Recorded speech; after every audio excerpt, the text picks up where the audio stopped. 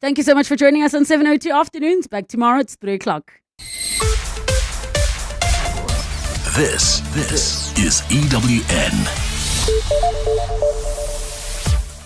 Police probe a case of conspiracy to commit murder in Meyiwa trial, and Police Minister Senzo Meyiwa testifies at the Madlanga Commission.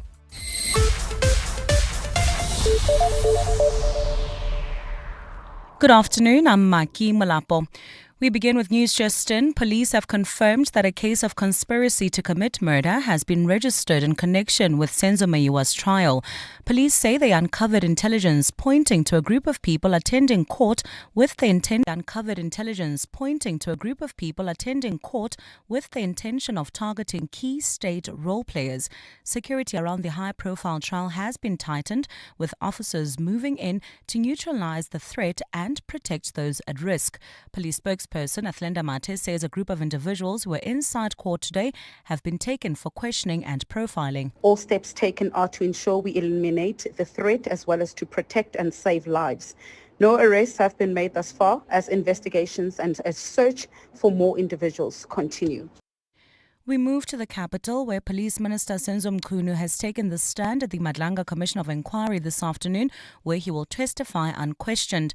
The Commission has heard that due to tight scheduling, Meyiwa will only read from his statement.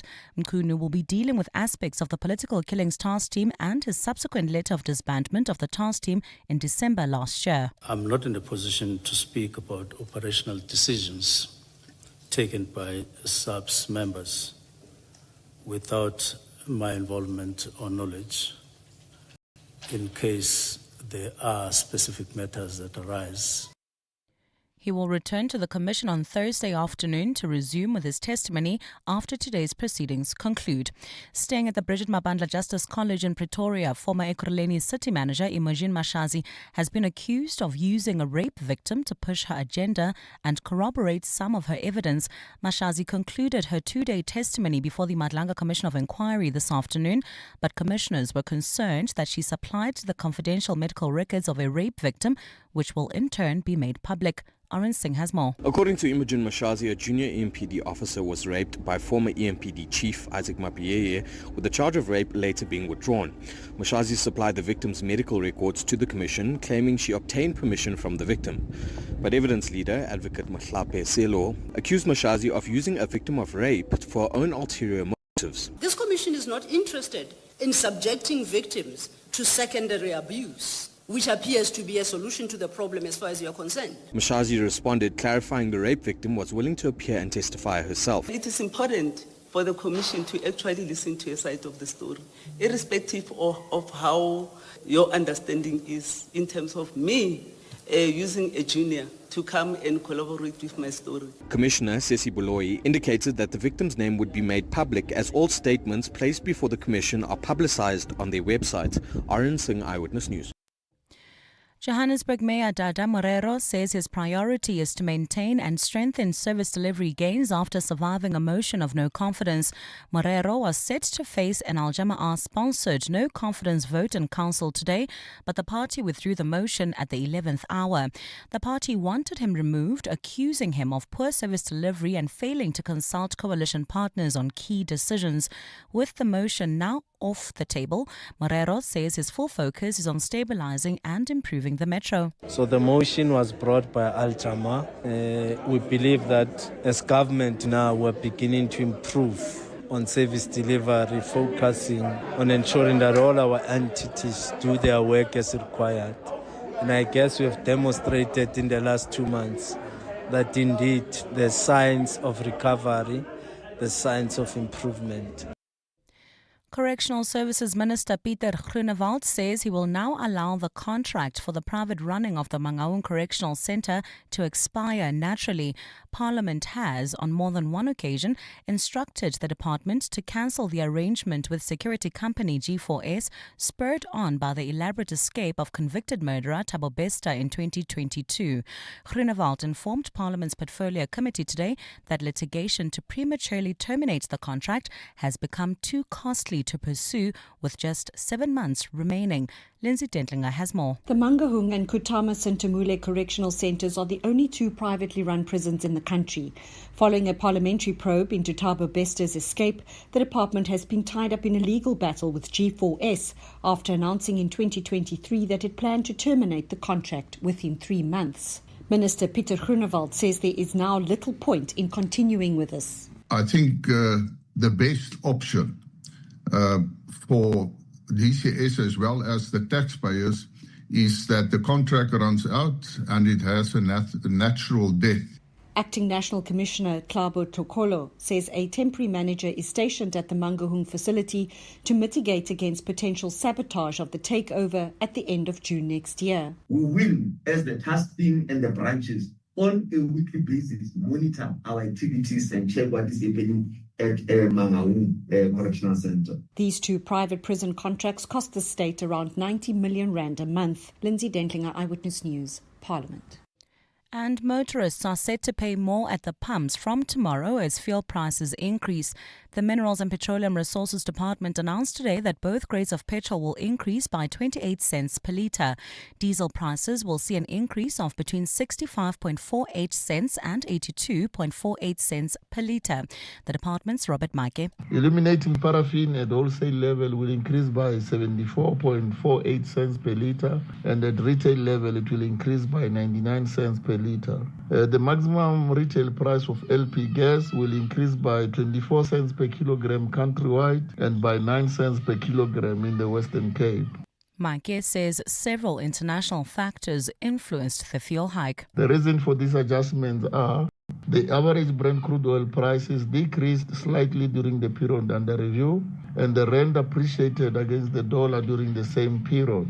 The international product prices of petrol and diesel were also affected by lower inventories ahead of the winter season in the northern hemisphere, as well as the planned and unplanned refinery shutdowns in Europe as they prepare for their winter season. Gold's trading at $4,212.41 an ounce. The rand's at 17.10 to the dollar, at 22.58 to the pound, at 19.86 to the euro. Brent crude oil's at $62.96 a barrel. Leaving Sandton, heading towards Midrand, we still have bumper-to-bumper traffic. M1 northbound between Grayston Drive and the Bethlehem Interchange. Also in the Alex Calvin area, those roadworks causing some delays. This is on the N3 in both directions. Between the Bethlehem Interchange and London Road.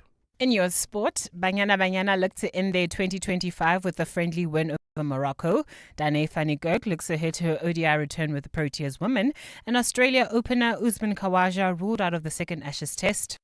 A look at your weather. It's a partly cloudy afternoon in Gauteng with afternoon showers and thunder showers expected. Today, temperatures have peaked at highs between 25 and 27 degrees. The top story in Eyewitness News this hour. Police have confirmed that a case of conspiracy to commit murder has been registered in connection with Senzo Meyiwa's trial. EWN, in touch, in tune and independent. For the latest, visit ewn.co.za or download the EWN app.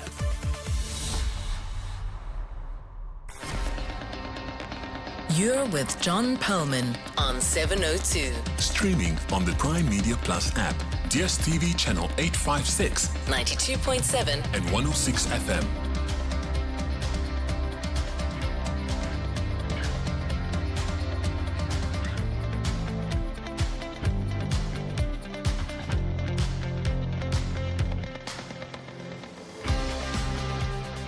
Very good afternoon, everyone. It's 10 minutes past 3 on Tuesday, the 2nd of December. This is 702 Drive with me, John Perlman. Wherever you're listening to us in 702 land, welcome to the show. Startling news coming from the Senzo Meyiwa murder trial. Police say they have detained a group who were allegedly planning to eliminate the judge and the prosecutor. Linda Mnisi from Newsroom Africa is the man who's broken this story. He joins us shortly with an update. Some other stories we're covering. What if a bridge you were driving across or a building you were entering in or perhaps even working at had been erected by a company with a fraudulent certificate? Well, the Construction Industry Development Board has raised the alarm about exactly that kind of scenario. Board CEO Bongani Tladla joins us with this at 4:10. Suspended Police Minister Senzo Meyiwa has begun testifying at the Madlanga Commission. Oren Singh will step in with an update at 5:10. And we'll hear about a bold new medical research facility that's being set up at Wits University. The goal is to do the research, but then get whatever has been discovered out there and making a difference as quickly as possible. More on that at 5:10. We've got all that and a whole lot more on 702 Drive, including breaking news, news from the roads in our regular traffic updates, and the latest from the markets. On the markets, the JSE in the red so far today, down by 495 points. The resources index, so often the driver of the ups and the downs these days at the JSE, resources down by 2%.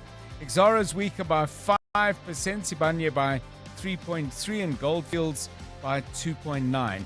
Doing somewhat better, Standard Bank up by 2%, MTN by 1.9%, Nedbank by 1.8%. Rand is currently trading at 17 Rand 12 against the US dollar, weaker compared to this time yesterday, just by 4 cents though. A euro will cost you 19.87, 22 Rand 63 will get you a pound. Stephen Krutis in at 4:25. He'll have details of those numbers and plenty more. Sport with Tola Kele Mganga, Maki Molapo. You heard her a moment ago, back with the latest news headlines. That's at 3:30. And Karabo Chale keeping a regular eye on the roads. This is 702 Drive. We're live in the place where you live. If it's happening in 702 land, you'll hear it here first. But if you hear about it before we hear about it, well, go on then. Give us a tip if you will, please. Play field reporter if you are willing. We always want to hear from you if you've got an important update. Give us a call on 011 883 0702 or 072 702 1702. It's 13 minutes past 3. 702. Let's walk the talk. As always, over the next 2-3 hours, we're going to have plenty to talk about, lots of questions to ask and lots to think about and banter about. And some of the most interesting thoughts and ideas, of course, come out of not necessarily the news cycle, but other things that people on the team or some of you are coming up with. And then we frame it as a question. So Refuwe Litsua is producing the show today, as she did yesterday, and does virtually every day of the week, month, and year. But Refuwe, good afternoon. You were telling us about quite a troubling video. Is troubling the right word that you saw on TikTok? Share with us what you saw. Good afternoon, John, and to the rest of the 702 family. I think troubling is the correct word to use here. So I love to scroll on social media, towards the end of my day, and just get a quick laugh or just something inspirational. So I came across a video of a young girl. You can hear her mother's voice in the background. So this young girl is greeting everybody. Hi, how's it, everybody? You can see the energy and all that fun stuff. And then her mother's like, I've been teaching you Zulu. Let's see how much you've learned. And then she just keeps throwing around phrases. The mother's congratulating her, saying, no, that's good. Well done. Just say it with a bit more energy. And she says it. And then the mom was like, say something else that you know. And then the young girl said, I drink beer in Zulu. Mm-hmm. And then I think she said something about smoking as well. And then the mom's like, but the mom now is getting a bit angry. She's like, where are you learning this? Who taught you this? Because none of us drink at home. We don't smoke. Who is teaching you this? And this young girl, you can even see her demeanor now changing because, the mom is raising the voice. The voice is sounding like super strict and stern. And this girl she's 5 minutes to crying. How old is this kid? Sorry. She's young. I think she's like 5 or 6. Oh, shame, man. She looks 6. Yeah. And for me, I was so touched. I'm like, but also, I know I'm not a parent yet, but surely there's a way of reprimanding your child. And why are you putting it on social media? Yeah. Yes, we all have freedom of expression. It's your baby. That's fine. But also, for me, it's still disturbing to me to see how she was so excited to, like an almost crying child. Yes. And she kept saying, I'm sorry, Mom. She did. She said, sorry, Mom. And this is all posted on social media. Obviously, the mother is posting this. Yes. Yeah. So I was a bit touched. I still am. Okay. But the question that comes out of it is one that we're chatting about a little bit. So if you encounter something like this, in this instance, it's somebody you don't know, although it's somebody in South Africa, obviously from what you've described to us, when is it okay, if ever, to express a view of get involved with the way other people raise their children? Because my sense is this is like a complete no-go area. Like, you don't ever tell me. And it gets more complicated when it's friends, when it's family, when it's relatives, siblings, and so on. Is that a line? I mean, has anyone, for example, Karaboti, ever tried to say to you, hey, listen, you shouldn't do this or you should do that? It's a very sensitive issue for both the parents and the kid. It's very disturbing, that story. And I know with me as a parent, I don't like being told how to raise my kid. Yes, you can maybe give me that subtle advice, but don't give me directions in a sense that this is how you should. Because I know my mother used to do that a lot. And I'm like, I used to explain to her, I'm raising my kid not the way you raised me. I'm raising my kid a whole total different manual, And it was tension that we had with my mother, but we ironed it out.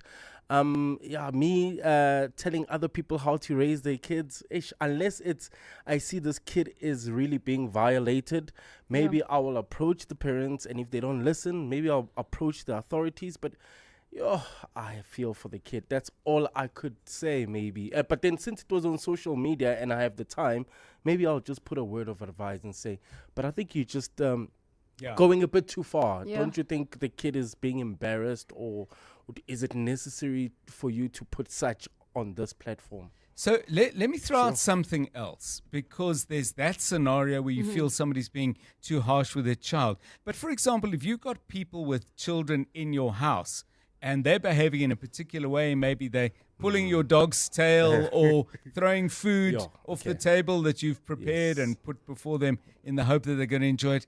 And the parents are like completely chilled by and say, he's such a little character. He always throws beans because he doesn't like them, or whatever it might be. Is it because those are the other kinds of scenarios? The one is where you feel there's a harshness, but there's also the issue where you feel, hey, there's a little bit lax. You're in my house now. This is how we're going to roll when you come to visit. And of course, degrees of intimacy with the child and the family that's raising the child also becomes an issue. When you're disturbing my peace, I am going to make it clear to your kid and to the parent that this is not how we roll in this space. Because now you're stepping on my toes now, and it's not cool. I once reprimanded someone's child, I think it was in a fair human way, right? So I reprimanded him, you can't be doing that to the dog because the dog's going to bite you. And then he runs to his father and says, Rifue says, I mustn't touch the dog. And then the father comes to me in anger. You know what? You have no right to reprimand my child. Go make your own. He was going to get bitten by a whole Rottweiler. Yeah, well, it won't happen twice.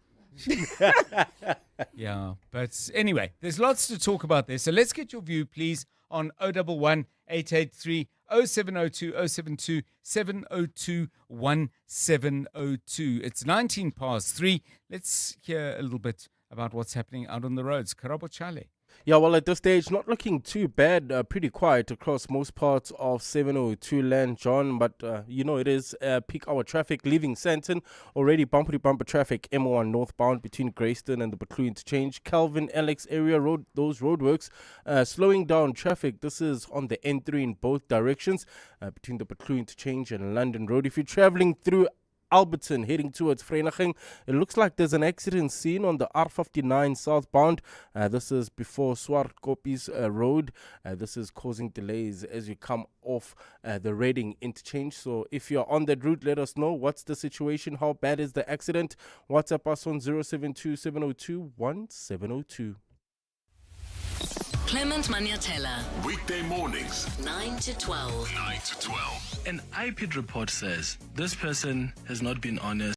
In fact, he abused his power. He wasn't supposed to sign the memoranda, these two memoranda of understanding, and you don't do anything about it. In fact, she went on Eyewitness News earlier this year where she said, well, that IPID report is vague. No action is going to be taken against Julius Mkonazi. She's a city manager of a metro like Ekurhuleni. You still go and give an interview, and then you sought legal advice, and the legal team said, this report is vague, and you just took that, you ran with it. You didn't question the legal department to say, but hold on, but it says here that this person signed 2 memoranda of understanding. He didn't have authority to do that. She didn't ask any of that. What a disgrace. Clements Manyatela. 9 to 12 on 702.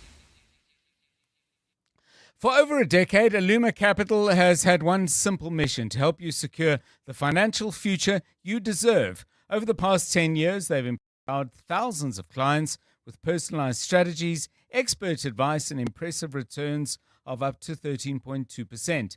Whether it's growing wealth, securing retirement, or planning for the unexpected, Aluma Capital is there every step of the way. Visit aluma.co.za today. Aluma Capital is a licensed FSP. T's and C's apply.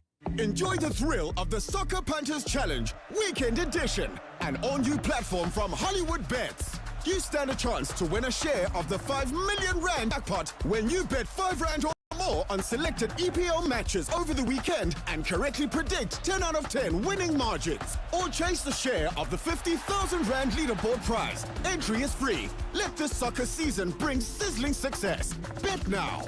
T's and C's apply. Hollywood Sportsbook is a licensed betting operator. No persons under the age of 18 years are permitted to gamble. Winners know when to stop. South African Responsible Gambling Foundation toll-free counselling line 0800 006 008 or WhatsApp help to 076 675 0710. Elevate your flying experience with Lift Premium. Enjoy even more space, comfort, and convenience with priority boarding, extra baggage allowance, and complimentary lounge access. Visit lift.co.za today.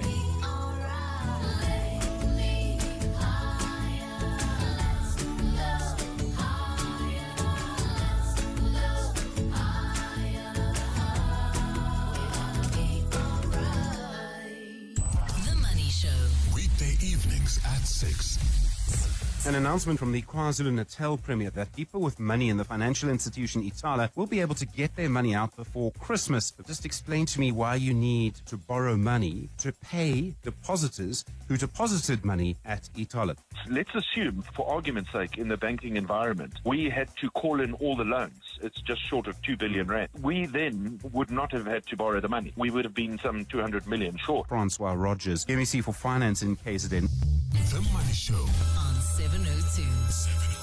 Let's walk the talk. The Money Show, Stephen Curtis, is brought to you by ABSA CIB. Invested in your story because your story matters. ABSA is an authorized FSP and registered credit provider. You're with John Perlman on 702. Let's walk the talk. 23 minutes past 3. Let's turn now to a really important and breaking story that has first come up on Newsroom Africa. It's to do with the Senzo Meyiwa murder trial and news coming from the police that they have detained people who they believe may have been planning to commit murder at the trial, not necessarily at the venue of the trial, but in relation to the trial. And it's understood that they were targeting both the judge and the prosecutor, the state prosecutor in the matter. Man who's got the stories, Linda Mnisi, Newsroom Africa reporter, and he joins us now on 702 Drive. Linda, a very dramatic moment at the court. Tell us how you first became aware of what happened. Good afternoon. Afternoon, John, and thank you so much for having me. So today was meant to be a day for argument, right, in relation to the alleged statement that was made by the current witness, Fiso Kwabini Zungu. And as the proceedings kicked off, the state was just laying the basis, giving background information in relation to why it wants to use the statement to cross-examine the witness. While it was going through the arguments, the witness then, raises his hand, asked to say something to the court. He's given an opportunity to say what he wanted to say, and he informs the court that, in fact, the people that he came with were taken away by the police, and he does not know why they were taken away by the police. And one of the questions that the judge asked is, what is happening? But nobody at that point had information about what was happening and what had just happened, right? And ultimately, the judge wants to know if this is in relation to the trial itself, because you have to remember these are people that would have been sitting in the public gallery and not necessarily a witness or any of the prosecutors or any of the defense teams. But nobody had the information, so it prompted an adjournment so that the defense could attend to the situation. They went up for quite some time and came back saying that they cannot place what was happening on record. These are developments, but they're unable to give the details of what exactly was happening at that moment. But the judge insisted that he wanted to know, because one of the requests that they were making was that they would like the matter to adjourn. The judge saying, I cannot adjourn when I don't know what is happening, right? So they then decided, let's get an opportunity, would like an opportunity to consult with our clients, and then maybe at a later stage we'll be better able to explain to the court what was happening. Another adjournment, short adjournment, was taken. When we came back, there was really no detail as to still what was happening, but we then learned that there was a discussion that all parties had with the judge in chambers, which then led the state to saying, look, as per the discussions that we were having in the chambers, the matter will now be postponed. It's only after that the police now confirm that a group of people were indeed taken and were taken in for questioning. And this is in relation to what they call solid intelligence that have been gathered, pointing to the fact that certain individuals are coming to attend court proceedings with the sole purpose of targeting key role players to eliminate them. And those people that have been identified as the judge, prosecutors, as well as the investigating team in the matter. It's a quite extraordinary thing. I mean, Linda, do you have any sense, because people who followed your ongoing and excellent coverage of this trial will know that you've spent a lot of time in the courtroom. Obviously, I'm not expecting you to kind of identify anybody, but do you have any sense of who these people were? I mean, are they people that you've noticed before? Do you have any idea of how many of them there were? Anything that you might have picked up, even with hindsight, once this thing was put in the perspective that the police have now given it?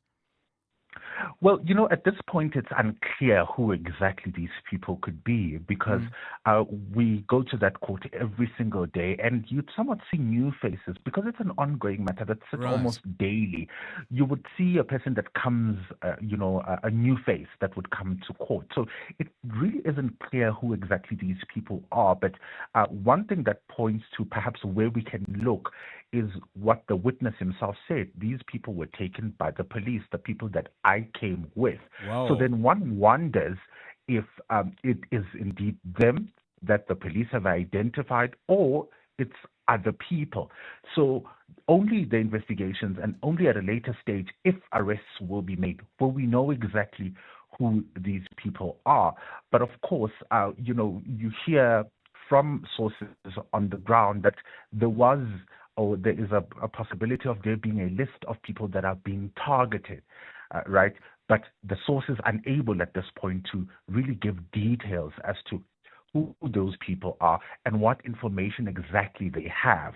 So at this point, it really is an issue that police also are just trying to keep their lips tight and not really wanting to give out a lot of details. But the only thing that we have at this moment is the fact that the witness pointed to some of the people that he came with. And if you go back, you'd remember that this was a witness that was meant to be a state witness, but the state did not call him when they were still running their case. What they're telling the court is that he made a Section 204 statement, which is a statement that basically gives details that may possibly incriminate him. But now, because they did not use him, their list of witnesses that were not called were made available to the defense, and that is how he came to court. He's currently the defense witness who essentially testified that this statement was taken under, bad circumstances, really. He says he was assaulted, ultimately leading to information that was allegedly given by accused number one being transferred into what is now a statement. So the state is busy trying to prove that this is a statement that was made by him and details that are personal, that only would be known by him. Thank you so much. It really is a quite remarkable development. Linda Mnisi, I'm sure you've seen him on the beat there at the Senzo Meyiwa murder trial, joining us from Newsroom Africa. They were first with a story that, just to give you the way the police frame it, The SAPS can confirm that a case of conspiracy to commit murder has been registered and under investigation in relation to the Senzo Meyiwa trial. Then you heard Linda refer to the states referring to solid intelligence and reference to a group of individuals who, quote again, attend proceedings with the sole purpose of looking for an opportunity to eliminate key role players on the side of the state. They say they've taken people in for further questioning and profiling. And then, quote again, security has been heightened and intelligence is on high alert. And finally, no arrests have been made thus far as investigations and search for more individuals continue. Remarkable stuff. We'll keep an eye on it. Any update, we will share that with you as soon as we get it. 29 minutes to 4. Maki Molapo with the very latest eyewitness news, starting out at the Madlanga Commission of Inquiry. Mapi, good afternoon. Thanks, John. Good afternoon. Police Minister Senzo Meyiwa has taken the stand at the Madlanga Commission of Inquiry this afternoon, where he will testify unquestioned. The commission has heard that due to tight scheduling, Meyiwa will only read from his statement. Meyiwa will be dealing with aspects of the political killings task team and his subsequent letter of disbandment of the task team in December last year. I'm not in a position to speak about operational decisions taken by SAPS members without my involvement or knowledge in case there are specific matters that arise. He will return to the Commission on Thursday afternoon to resume with his testimony after today's proceedings conclude. Al Jamaah Council in Johannesburg, Kabelo Kwamanda, has defended the party's decision to withdraw its motion of no confidence against Mayor Dada Morero. Kwamanda withdrew the motion against his successor in council today, just moments before councillors were scheduled to vote on Morero's possible removal. Al Jamaah had initially sought to oust the mayor, accusing him of failing to consult coalition partners on key decisions. However, after meeting with Morero, Kwamanda says the party has opted to address its concerns through a different platform. In that particular meeting, he was able to provide a possible solution on how the issues that we've raised can be mitigated. And mitigated not just by a dialogue, but through proposals that Al Jamaah and other political parties would like to present. We move to the Western Cape High Court, where murder-accused Zayn Killian will get an opportunity to account for allegedly organising 3 hitmen for alleged underworld gang boss Nafiz Modak.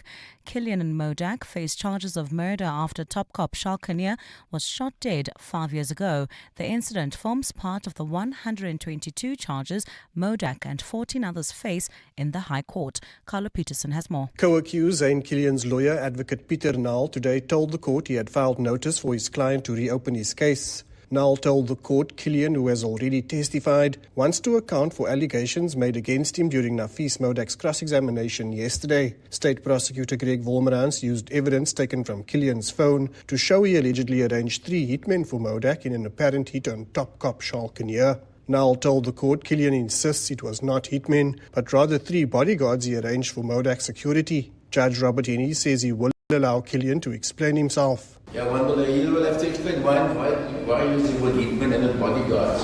There's a vast difference between the hitman and the bodyguard. Wolmerans indicated the state has no objection to Killian taking the stand again. Carlo Peterson, Eyewitness News, Western Cape High Court. And Donald Trump's son-in-law, Jared Kushner, and envoy Steve Witkoff will meet with Russian leader Vladimir Putin in Moscow today for high-stakes talks on ending the war in Ukraine. The meeting, preceded by days of diplomacy from Florida to Geneva to Abu Dhabi, comes as Washington says it's very optimistic about ending Europe's bloodiest conflict since World War II. But Kyiv and its European allies worry that Witkoff, who has been criticized for his dealings with the Kremlin, will yet work in favor of Moscow. Ukraine's President Volodymyr Zelensky was in Ireland today, shoring up European support with the US-Russia meeting coming at a critical point for Kyiv. A look at your weather. Partly cloudy afternoon in Gauteng with afternoon showers and thunder showers expected. Temperatures are at highs between 25 and 27 degrees. Traffic pressure in Lenasia. This is on the R558 Lenasia Drive between Nirvana and Olive Avenue. Dobsonville, Soweto, slow-moving traffic on Elias Mutwaleri between Tepo Temba Hospital and the Riavaya bus terminal. And in Alberton, traveling towards Vereniging, there's an accident seen on the R59 southbound near Swartkopies, causing delays all the way from the Reading interchange. The top story in Eyewitness News, Police Minister Senzo Meyiwa has taken the stand at the Madlanga Commission of Inquiry this afternoon, where he'll testify unquestioned. Bongani Bingwa, 702 Breakfast. Weekday mornings, 6 to 9. Do you feel there's no point in voting because things are not going to change? And if you are dissatisfied with the conditions in which you live and the leaders that lead you, doesn't that play directly into the hands of those who are failing you? Might a lack of delivery even be a political strategy? Because if people stay away because of dissatisfaction, it benefits the incumbents, the very people who failed you. Bongani Bingwa, 6 to 9. On 702. They say the early bird catches the worm. Great advice, unless you're the worm. Generic so-called wisdom doesn't work for everyone, so I settle for a financial plan that's one size fits some. Momentum accredited financial advisors take the time to get to really know your unique situation. Advice meets your context. Momentum, your journey to success. Momentum is part of Momentum Group Limited, an authorized financial services and registered credit provider. Your uncle says buy the other brand. He also still uses a Hotmail address. You do you. You do Mini, the Mini Countryman. Available from 9,899 Rand per month with Mini Select Finance. Visit mini.co.za to book your test drive. Select offer only available from Mini Financial Services, a division of BMW Financial Services South Africa Pty Limited, an authorized financial services and registered credit provider. Offer exclusively applies to the Mini Countryman. Initiation and service fee apply. Offer linked to the current prime rate, calculated on a 10% deposit, 48 monthly installments, final GFV payment, and 80,000 kilometer contract limit. Changes to the deal and optional extras will impact finance offer. Offer valid until 31 December, subject to stock availability. T's and C's apply. Team, summer is game time in Mzansi. Every tap, scan, swipe, it all adds up. And FNB is giving us big rewards, partner deals, e-bucks, defense tips, and chances to score experiences money can't buy. But you're only in the game if you paid with FNB. So stay sharp, spend clever, and let's dominate. Get in the game with FNB. Help changes everything. FNB, a division of First Rand Bank Limited, an authorized FSP and credit provider. NCRCP 20. T's and C's, earn rules and limits apply. 702. WhatsApp John on 072 702 1702. John, Agnes here from Hearties. It's interesting, this topic, because whenever I'm at my mom's on Sundays with all of my siblings and my 2-year-old, sometimes my siblings will reprimand him if he's doing something that is not allowed. And it bothers me, like I get touched, because obviously I don't want anyone shouting at my child. But when I think about it, if someone is in my space and they're not doing things correctly, I would also want to reprimand them. So I've learned to just take it and to allow it to happen. So when it's with my family, they are allowed to reprimand him if he's doing something wrong, as long as I can see that it's actually something wrong that he is doing, and then I just absorb it. But definitely, if someone is with their child in my home and the child is misbehaving, I will say something, and I'll make sure to say it in front of the parents. And then if they don't like it, then they just don't have to come back. Thank you. Good afternoon, 702. Now, look, I lost a whole friend because I reprimanded him and told him he shouldn't speak to his son in front of me like that.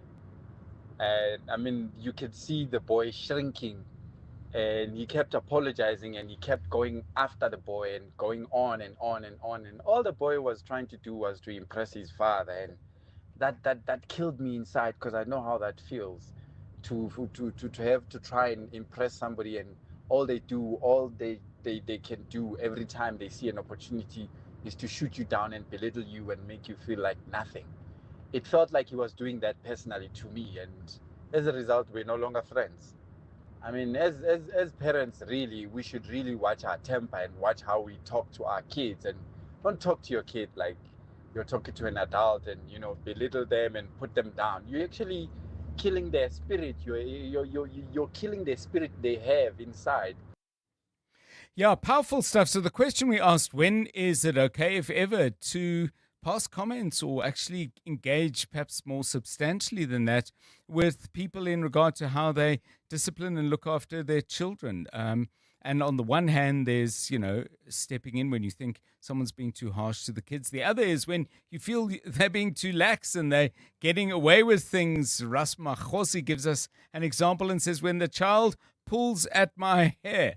And clearly a point there at which Ras Makhosi is going to get involved. I also got a comment, by the way, that I just want to share with you, a response to the conversation we had a moment ago with Linda Mnisi from Newsroom Africa. I mean, this is really startling stuff. Police stepping in at the Senzo Meyiwa murder trial, detaining, but I don't believe arresting, people who they say were in the court with the specific intention of making preparations and scoping out the possibility of eliminating, i.e. murdering, people who are acting for the state in the matter, including the judge. So there is a comment on that I would like to share with you, which I'm going to find in a moment and share with you a little bit later, because it's just jumped off of my screen at the point at which I was going to read it. I'll come back to that. It's 19 to 4.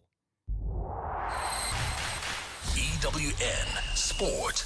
Banyana in action tonight for the last time in 2025. Let's hear from Tolo and Kele Mganga about what the team camp is saying and what else is in the news. Good afternoon. Afternoon, John. And they take on Morocco in a friendly international. Captain Refule Jane admits that fatigue is creeping in, with the game coming at the end of a long season for the locally based players. We all know that it's been a very long league, a long year for most of the players, especially the ones who are playing back at home. But we always remind ourselves of the bigger picture of the honor to represent our country. Many people want to be here, but they don't get to be here. So with us, it's a privilege and an honor, so we need not to take that for granted. Let's close the game, the year on a high. Let's go out and represent our nation and make every girl proud out there who's looking up to the players. 3 games are scheduled in the Premier League this evening, including Newcastle at home to Tottenham Hotspur. Thomas Frank believes that his Spurs players are understanding his philosophy, despite them sitting 12th in the standings. I just know that I build consistency and I build competitiveness and culture, and that will always take a bit of time. And the big thing here, we want to build it while we need to compete every single week, 3 times a week or 2 times a week, depending on how you see it. The Proteas women are gearing up for their opening T20 against Ireland, which takes place on Friday in Newlands. Former captain Dane van der Kerk is back in the national team fold for the 3-match series, and she's discussed what it means for her to return after a 4-year absence. I keep joking to who would have thought? If you asked me probably 6 months ago if I would be out, I'd probably say no. Yeah, just with everything that happened, and obviously I spoke to Amanda before that, but I didn't think the day would come. Obviously it means a lot, it means the world. Again, I'm just excited. It's good to be back around the team. Yeah, hopefully I can really contribute to the team in any, shape, form that I can. The men will play India in the second ODI tomorrow, looking to level the 3-match series. Captain Themba Bavuma is back, having been rested for the first game, and is shared where he'll be placed in the batting order. Where I fit in, generally be in the top 3. I'm easy whichever way is best for the team, and as long as I'm still contributing with the bat of the team. So, yeah, like I said, at the moment, it's about us giving us those opportunities. Still 2 years to go. So as much as they say we're working towards 2027, there's still a lot that can happen. And Australia opener Usman Khawaja has been ruled out of the second Ashes test against England, which starts on Thursday due to a back problem. Khawaja was unable to open either innings in the series opener because of back spasms and showed some discomfort in the nets on Monday. At the same time, Will Jacks will play his first test in 3 years. That's after England called him up to replace the injured Mark Wood. Tolagele Mganga, Eyewitness News Sport. EWN Traffic. Okay, let's get ourselves out onto the roads. Second traffic report of the hour. Problems out in the Lenasia area, I believe. Karabo Charlie with the details. Yes, John. Well, at this stage, in lanes, traffic heavily packed up on the R558 Lenasia Drive between Nirvana and Olive Avenue. Dobsonville, Soweto, also slow-moving traffic on Elias Motwaledi between Tepo Temba Hospital and the Rea Vaya bus terminals. And there's also an accident scene in the Alberton area. That's if you're heading towards Vereeniging. R59 southbound near Swartkopi is causing heavy delays all the way from the N12 Reading interchange.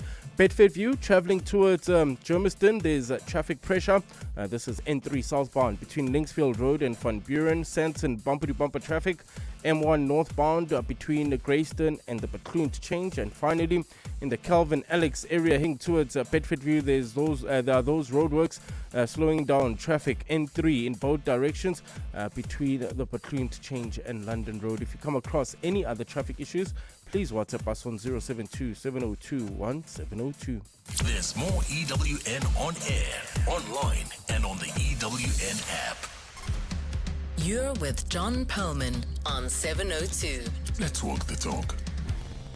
So I said I just wanted to share a comment in response to our interview with Linda Mnisi from Newsroom Africa. If you missed that, by the way, primemediaplus.com. But Linda, at the court today when it was revealed that they had to adjourn the court because police had intelligence that there were people in the court, in the public gallery, who had plans or were busy scoping out the possibility of actually murdering some people, like the judge, like the prosecuting team, like the investigating officer. And Tutu's response is this: John, my goodness, we have a mafia state where criminals want to eliminate court officials.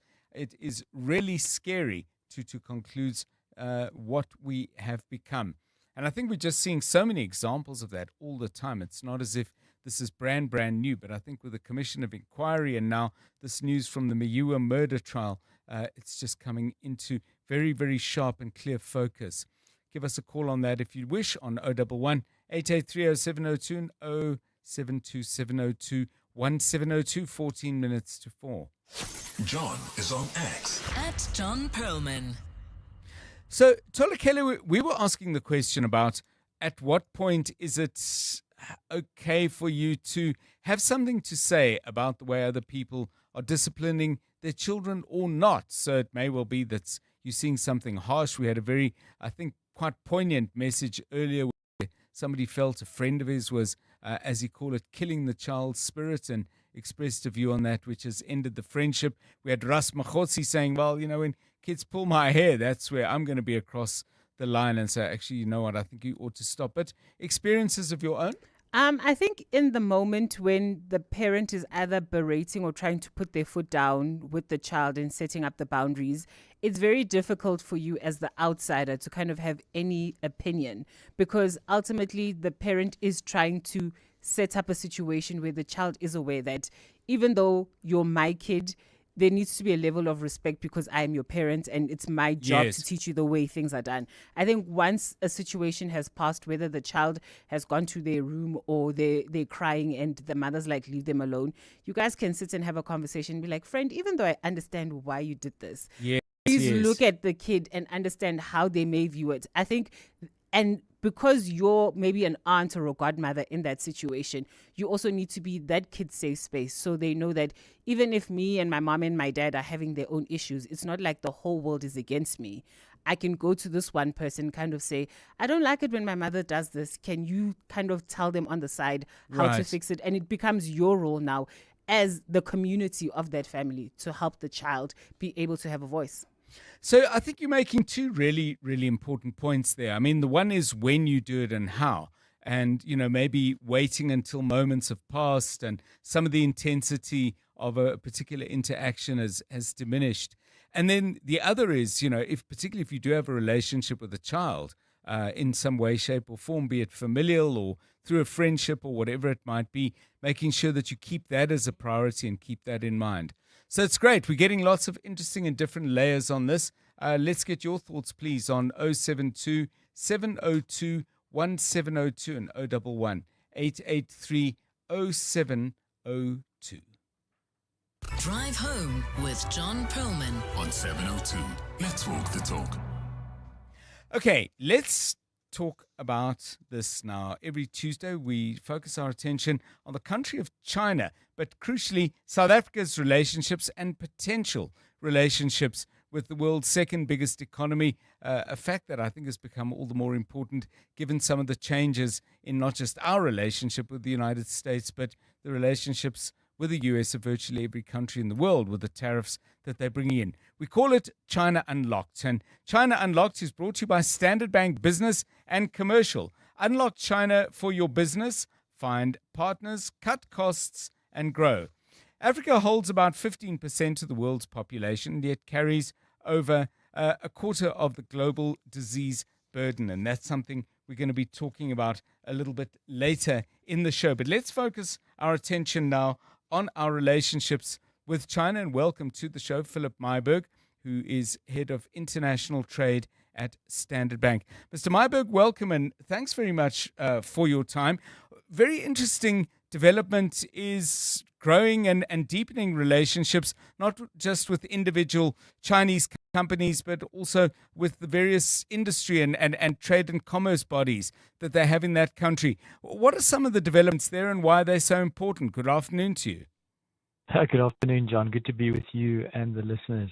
Yes, I mean, when you talk about trade, the component around relationships is absolutely critical. Who you partner with, understanding the local nuances and the networks. And we've been on this journey in partnership with ICBC, our strategic partner in China, for the last 16 years. So continuously expanding our network through this advantage that we have in China. And one of the most recent examples of this is signing of two very important MOUs whilst we were at the Chinese International Import Expo, which in itself is quite an exciting event to help expose South African and African products to China. But at that event specifically, we signed an MOU, a Memorandum of Understanding with the Chinese Chamber of Commerce for import and export of machinery and electronic products. It's a mouthful. We say CCCME. Yes. and so that, what perhaps just to pause on that one specifically, what that helps us with is it helps our clients connect directly to equipment manufacturers and manufacturers of electronic products in China. It cuts out the middleman. We're all here to support African industrialization, to help African businesses add more value to the products on the continent. And what better way to do that is to help our clients get direct access to the equipment and technology that they need to do that. And we all know, of course, that the Chinese have been really cutting their teeth in a highly competitive manufacturing environment in China, and now obviously have the ability to export some of that fantastic technology that they've developed to places like Africa. So I started off, Mr. Myburgh, by in my preface referring obviously to a changing and very fluid, and I think it's fair to say somewhat unpredictable relationship in global trade, given the position the US is taking and that they're still fine-tuning, to put it politely. Without commenting on what the US is doing, has this kind of sharpened everybody's focus on relations with China, that, they are a massive economy and that most people are now thinking, okay, well, we'd better get to know more about China than perhaps we did before, because the mix of where we might either buy or sell has changed.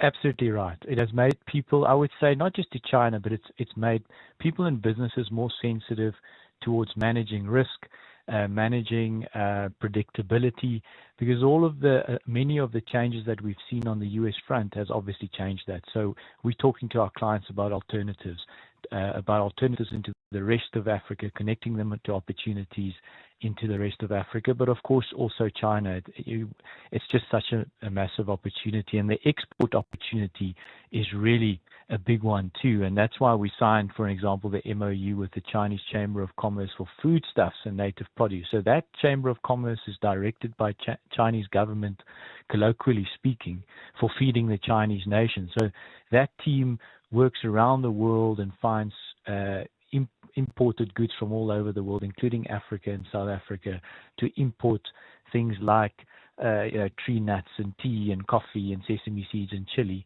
And so we're partnering with them directly to connect our clients in South Africa and in the rest of Africa directly to Chinese government, to speak colloquially, really, in terms of finding where those opportunities are, where the demand is in China. And then very importantly, we all know about the tariff reduction that's coming. But importantly, the non-tariff barriers still exist.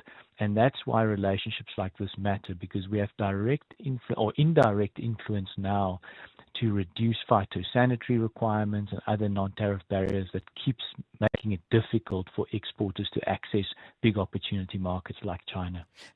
as you describe things, it's a fascinating mix in a way because our government is playing a role. I think we had Agriculture Minister John Steenhuisen, Industry Minister Parks Tau has also been involved. So there's government-to-government conversations going, and then there's you guys and the reach that Standard Bank has, and your access to both finance but deal-making expertise.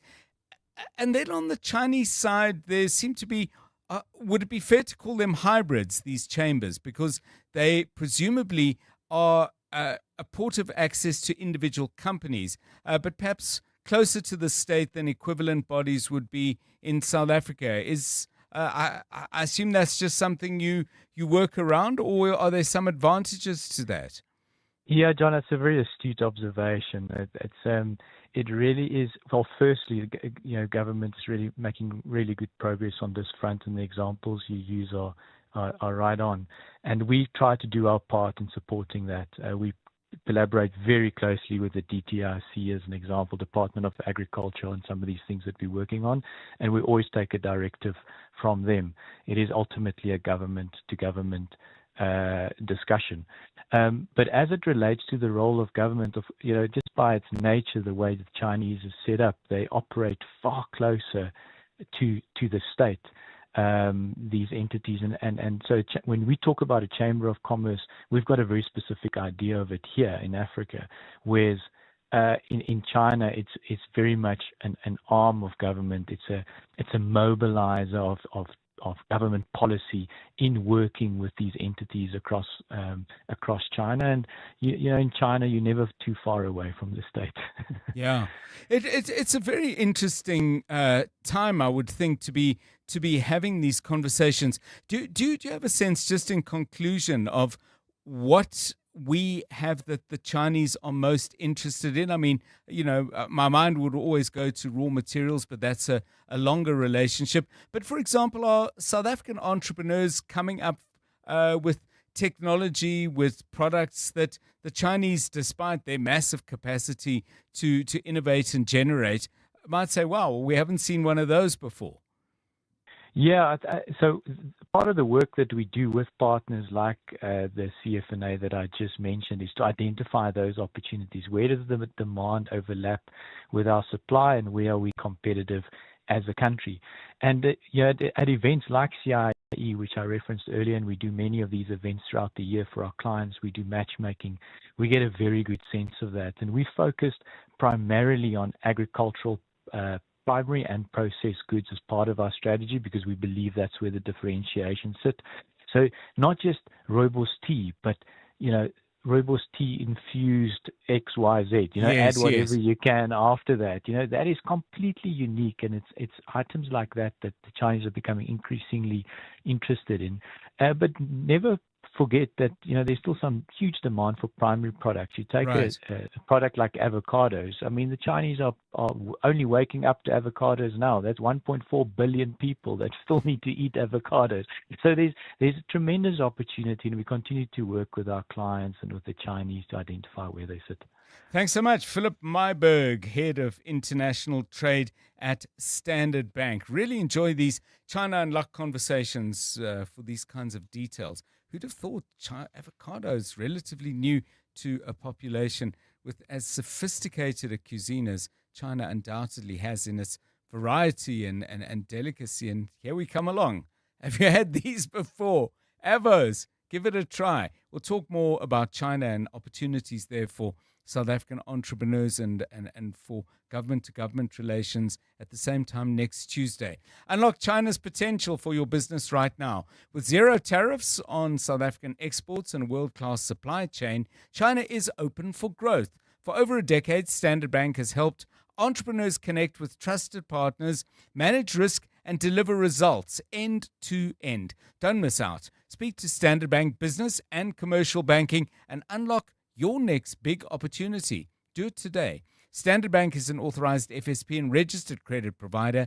T's and C's apply. In the last 24 hours, this is what's happened in your world. Just 2 years since its elective conference, the newly reconfigured ANC in the Western Cape will head to the party's National General Council with its paltry 19% support in the last elections top of mind. ANC provincial spokesperson Sifiso Mtsweni says although the party governs in coalitions in several municipalities, it's an undesirable position to be in, and a government of national unity was a tactical move.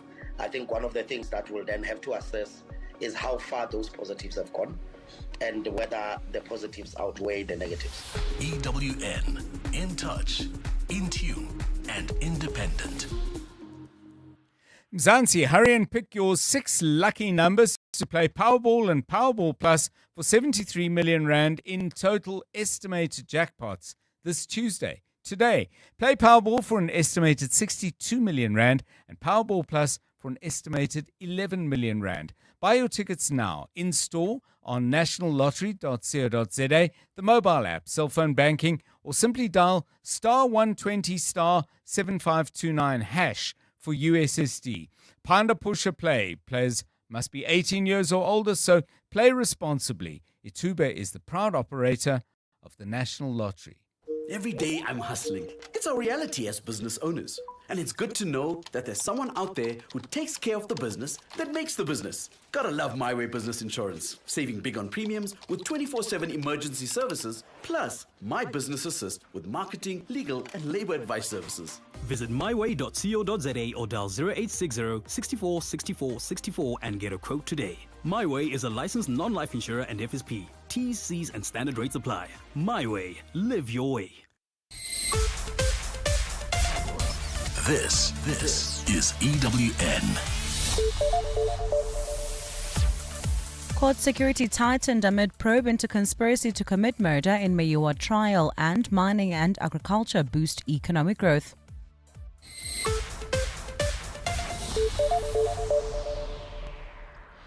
Good afternoon, I'm Maki Molapo.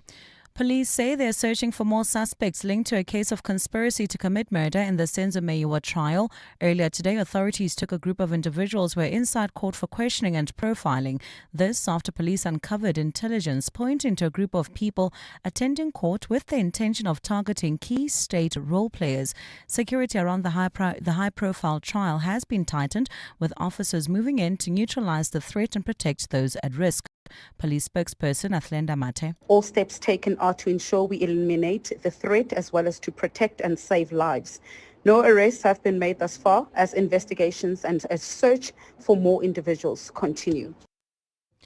Correctional Services Minister Pieter Groenewald says he will now allow the contract for the private running of the Mangaung Correctional Centre to expire naturally. Parliament has on more than one occasion instructed the department to cancel the arrangement with security company G4S, spurred on by the elaborate escape of convicted murderer Thabo Bester in 2022. Groenewald informed Parliament's Portfolio Committee today that litigation to prematurely terminate the contract has become too costly to pursue, with just 7 months remaining. Lindsay Dentlinger has more. The Mangaung and Kutama Sintamule correctional centres are the only 2 privately run prisons in the country. Following a parliamentary probe into Thabo Bester's escape, the department has been tied up in a legal battle with G4S after announcing in 2023 that it planned to terminate the contract within 3 months. Minister Pieter Groenewald says there is now little point in continuing with this. I think the best option for DCS as well as the taxpayers is that the contract runs out and it has a natural death. Acting National Commissioner Klabo Tokolo says a temporary manager is stationed at the Mangaung facility to mitigate against potential sabotage of the takeover at the end of June next year. We will, as the task team and the branches, on a weekly basis, monitor our activities and check what is happening at Mangaung Correctional Centre. These 2 private prison contracts cost the state around 90 million rand a month. Lindsay Dentlinger, Eyewitness News, Parliament. The convicted killers of anti-apartheid stalwart Caiphus Nyoka will spend the week behind bars after the Johannesburg High Court found them guilty of the 1987 crime.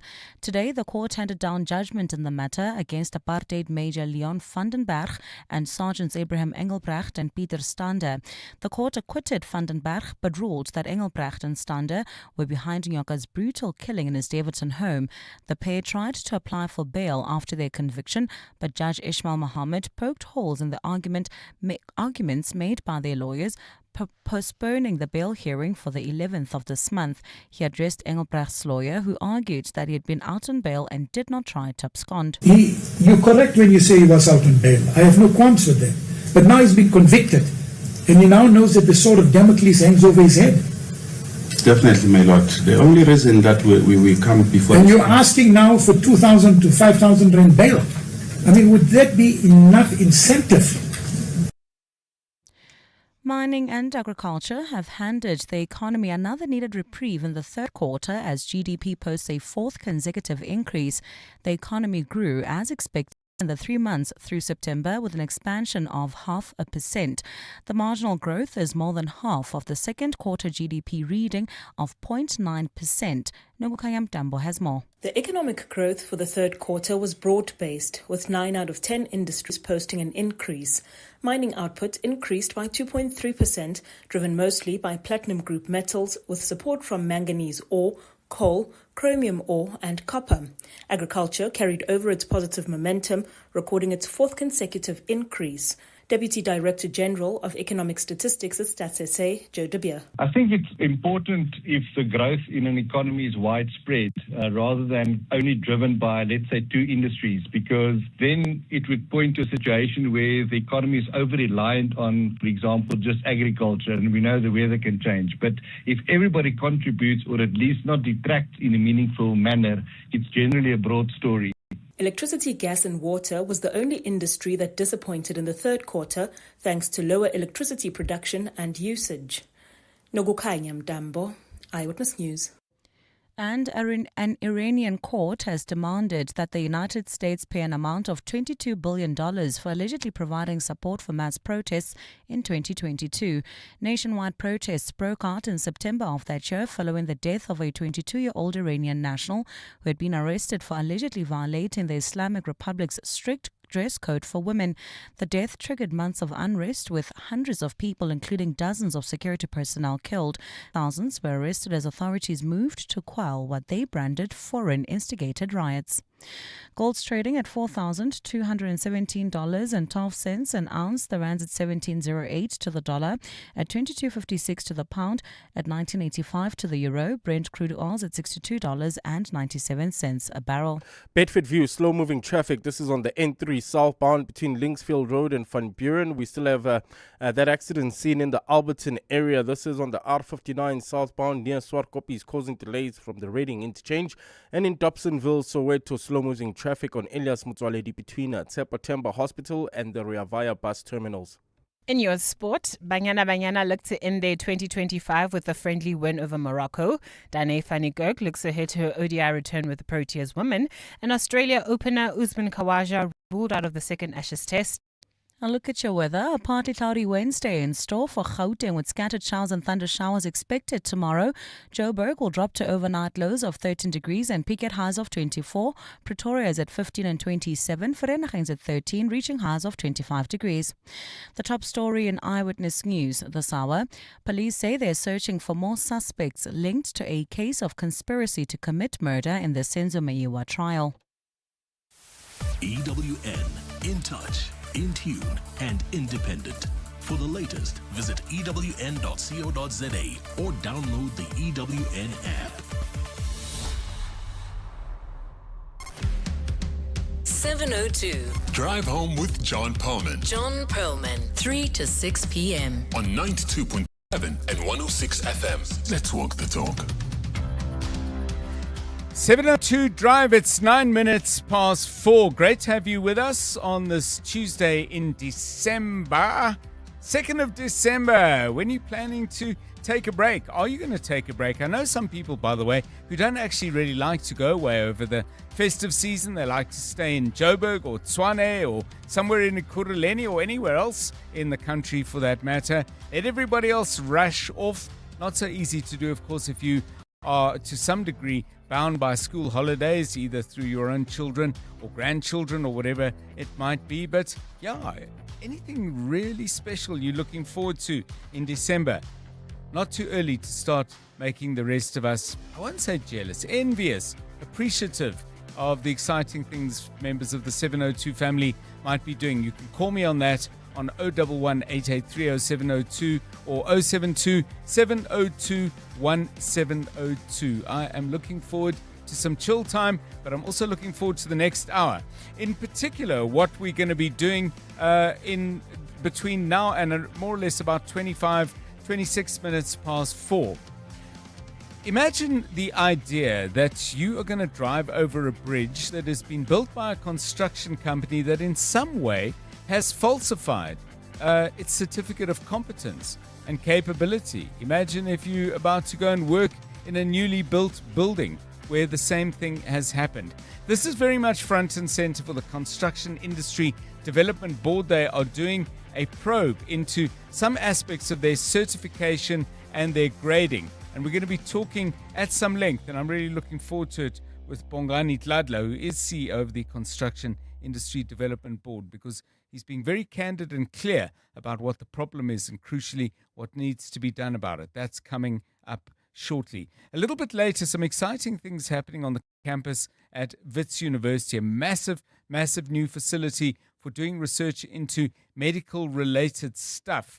But the goal of all of this is not just to do research, but to do research that can be brought into the world and put out there by way of products, services, and techniques that will help improve our national health and maybe, who knows, create some products that we can start marketing on a global stage. Professor Glenda Gray in to talk about that at 10 to 5. We asked you a little bit earlier about at what point, if any, you might get involved in conversations with other people about the way they're disciplining their children's. Stoza says this, that shouldn't even come to a question, because disciplining your child is your own action of caring for him, preparing him for the streets, because the streets won't teach him discipline. They don't have that patience. Instead, they will be harsh to show you the mistake you made for not disciplining your child right. Now, my question to you, is it better to teach him after tragedy or avoid tragedy? Question asked and a question in reply and a solid point in the middle. What are your thoughts? 072 702 1702. You're with John Perlman on 702. Hi, John and team. Like a topic, my contribution is that if it's related with the kid, I think you should say something if you see something, even if that other person is going to take offense. I think it's acceptable. Then the parent will decide what to do with that information. It's not like in a relationship and you see a couple quarreling and then you get involved when they didn't ask you to get involved. That's different, because when those two make up, they'll kiss and hug each other, and then you'll be the villain. So yeah, it's a difference. Oh, there's a difference. But with the kid story, especially if you see that you need to intervene or the kid is like visibly upset or uncomfortable, then maybe you can just lend a hand to say, oh, she looks a little bit upset. Good afternoon, Dr. John and 702 listeners. One must never underestimate an AVO. The AVO, also called green gold, is one of the superfoods. It ranks amongst the high like eggs. So it's not surprising to see that the Chinese are now starting to enjoy, and this is going to be a billions of dollars business. So good to those farmers that are dealing in avos. Thank you. Yeah, a couple more things on children. Debbie says, when the child is disturbing me or causing unnecessary noise or behaving very badly and is out of control. And Pulani says, whenever the child oversteps my boundaries, discipline is key. That's why we have a problematic country today. 14 minutes past 4. EWN Traffic. This EWN Traffic is brought to you by South African Airways. SAA now operates 2 flights a day to Gaborone with morning and afternoon departures. Book now at flysaa.com. Alberton is getting a little bit tricky But don't worry, here is Karapo Charlie to guide you on the best ways through it. Yeah, most definitely. If you're heading towards Vereeniging, traveling through Alberton, avoid the R59 southbound. There's an accident scene near Swartkopi is already causing more than a 30-minute delay. So if you're leaving Alberton at this stage, I'd rather use the N12 and then get off at Klipspruit Valley, make your way all the way to Vereeniging and get back on the R59 there, the R59 Klip Rivier off-ramp, rather on-ramp. But there's also bumper-to-bumper traffic. That's in the Bedfordview area on the N3 southbound between Linksfield Road and Van Buren, while in Dobsonville there's slow-moving traffic on Elias Motwaledi between Temba Hospital and the Riavaya bus terminals in Protea Glen. Also traffic gridlocked. This is on the N12 westbound between the R554 Abu Bakr Drive and the R558. Lenasia traffic remains heavily backed up on the R558. That's Lenasia Drive between Nirvana and Olive Avenue. And finally, in the Bryanston area, traveling towards four-ways traffic congested. N1 South between Rivonia Road and Winnie Mandela Drive. If you come across any other traffic issues, please WhatsApp us on 072-702-1702. There's more EWN on air, online, and on the EWN app. Experience Johannesburg to Gaborone with South African Airways, where comfort meets convenience. Enjoy premium service, flexible morning and afternoon departures, and the warm hospitality SAA is known for. For a limited time, return fares start from just 2,762 Rand, all-inclusive. Book by 4 December at flysaa.com. South African Airways, bringing you closer. T's and C's apply. 702 afternoons with Relebogile Mabota, 1 to 3 p.m. From your view and perspective, how close do you think we are to having a water crisis in South Africa? If we look at rainfall patterns across the country due to the advent of global warming and the likes, the crisis is not too far away, especially where I'm from in the Eastern Cape, where we experience low levels of rain quite frequently. So I think it's a problem or a crisis that we need to address rather sooner than later. Rodney Louis, founder and CEO of JR Prodigy Venture. 702 afternoons with Relebogile Mabota. Let's walk the talk. Mzansi, hurry and pick your 6 lucky numbers to play Powerball and Powerball Plus for 73 million Rand in total estimated jackpots this Tuesday. Play Powerball for an estimated 62 million Rand and Powerball Plus for an estimated 11 million Rand. Buy your tickets now in-store on nationallottery.co.za, the mobile app, cell phone banking, or simply dial star 120 star 7529 hash for USSD. Panda Pusher Play. Players must be 18 years or older. Play responsibly. Itube is the proud operator of the National Lottery. Clientele is here to safeguard you and your family with compassion because life happens. Be part of a family that truly cares. Our funeral dignity plans have helped South Africans bury their loved ones with dignity for more than 30 years. Let us help you create a meaningful tribute that honors your life and those of your loved ones. We pay out within 24 hours and you will get double accident cover with a clientele funeral plan. Our plans are affordable. Pick the option that suits your needs. It's easy to apply. No medical examinations and no paperwork. SMS funeral to 31586. That's 31586. Clientele Life is an authorized FSP and licensed life insurer. T's and C's online. Standard rates apply. Those trusty old shoes. There for your first move out of home. That marathon training that lasted a day. The quick runs to the store. The long nights out. Yeah, they've done the most for you. But with the Street Store, they can do even more for someone else. Visit thestreetstore.org to find out more about donating your pre-loved shoes and clothes to the world's first rent-free pop-up clothing store for the homeless. Donate before December 6, 2025. You're with John Perlman on 702. Let's walk the talk. So many issues in the construction industry, particularly it would seem where there's public infrastructure involved. And this has come very much front and center following a media statement from the Construction Industry Development Board. They play a crucial role in grading contractors and ensuring that when people say they can do something, they actually can. I'll read you a couple of sentences from that media release and then welcome our guest. The CIDB has initiated a probe following allegations suggesting a possible link between project failures within the KZN Department of Transport and the grading of contractors appointed to execute these projects. CIDB has noted concerns reportedly raised regarding contractors who, despite holding higher CIDB gradings, have failed to deliver on projects within the expected timelines and quality standards. And of course, the implications of both of those, timelines and quality, are both public money and safety at issue here. Bongani Tladla is CEO of the Construction Industry Development Board, and he joins us now on 702 Drive. Mr. Tladla, welcome and thanks very much for your time. At the center of this would seem to be the systems that you have for grading. So when a contractor, a construction company gets a grading, what is it supposed to tell us about their competence to do particular levels of work? Good afternoon to you. Good afternoon to yourself, John, and to all the listeners. Really, our grading system is meant to act as a macro risk mitigation tool to say these contractors have done similar work or work of similar complexities, and they have the financial means to execute projects. So when done thoroughly, it should provide some level of risk mitigation against project failures and delays in construction sites.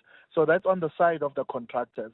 But really, we are looking into how do we look at the whole ecosystem, the client, the consultants, and contractors when such failures occur, because they can be devastating for our economy and service delivery. So are you investigating a situation, because this seems to be implied in your statement, or not just implied, but said very clearly, that there are construction companies that have a grading that is higher than their competence? And if so, presumably you would want to investigate how they got that. Yes, we've been doing this process across when we receive media reports or there have been any referrals to the CIDB where contractors are failing to complete projects, to really look carefully as to what could be the contributing factors to that.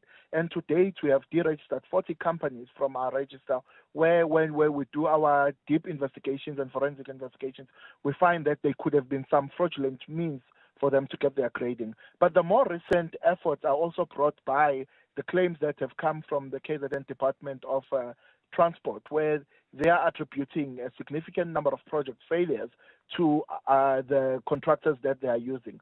So we've decided to do a 360 investigations looking at the procurement process, the stakeholders that were involved, the client's payment issues, and obviously the contractors as to what led to those project failures. And if we find any wrongdoing from any of our contractors, we will not hesitate to deregister them or impose a significant fine that should serve as a deterrent.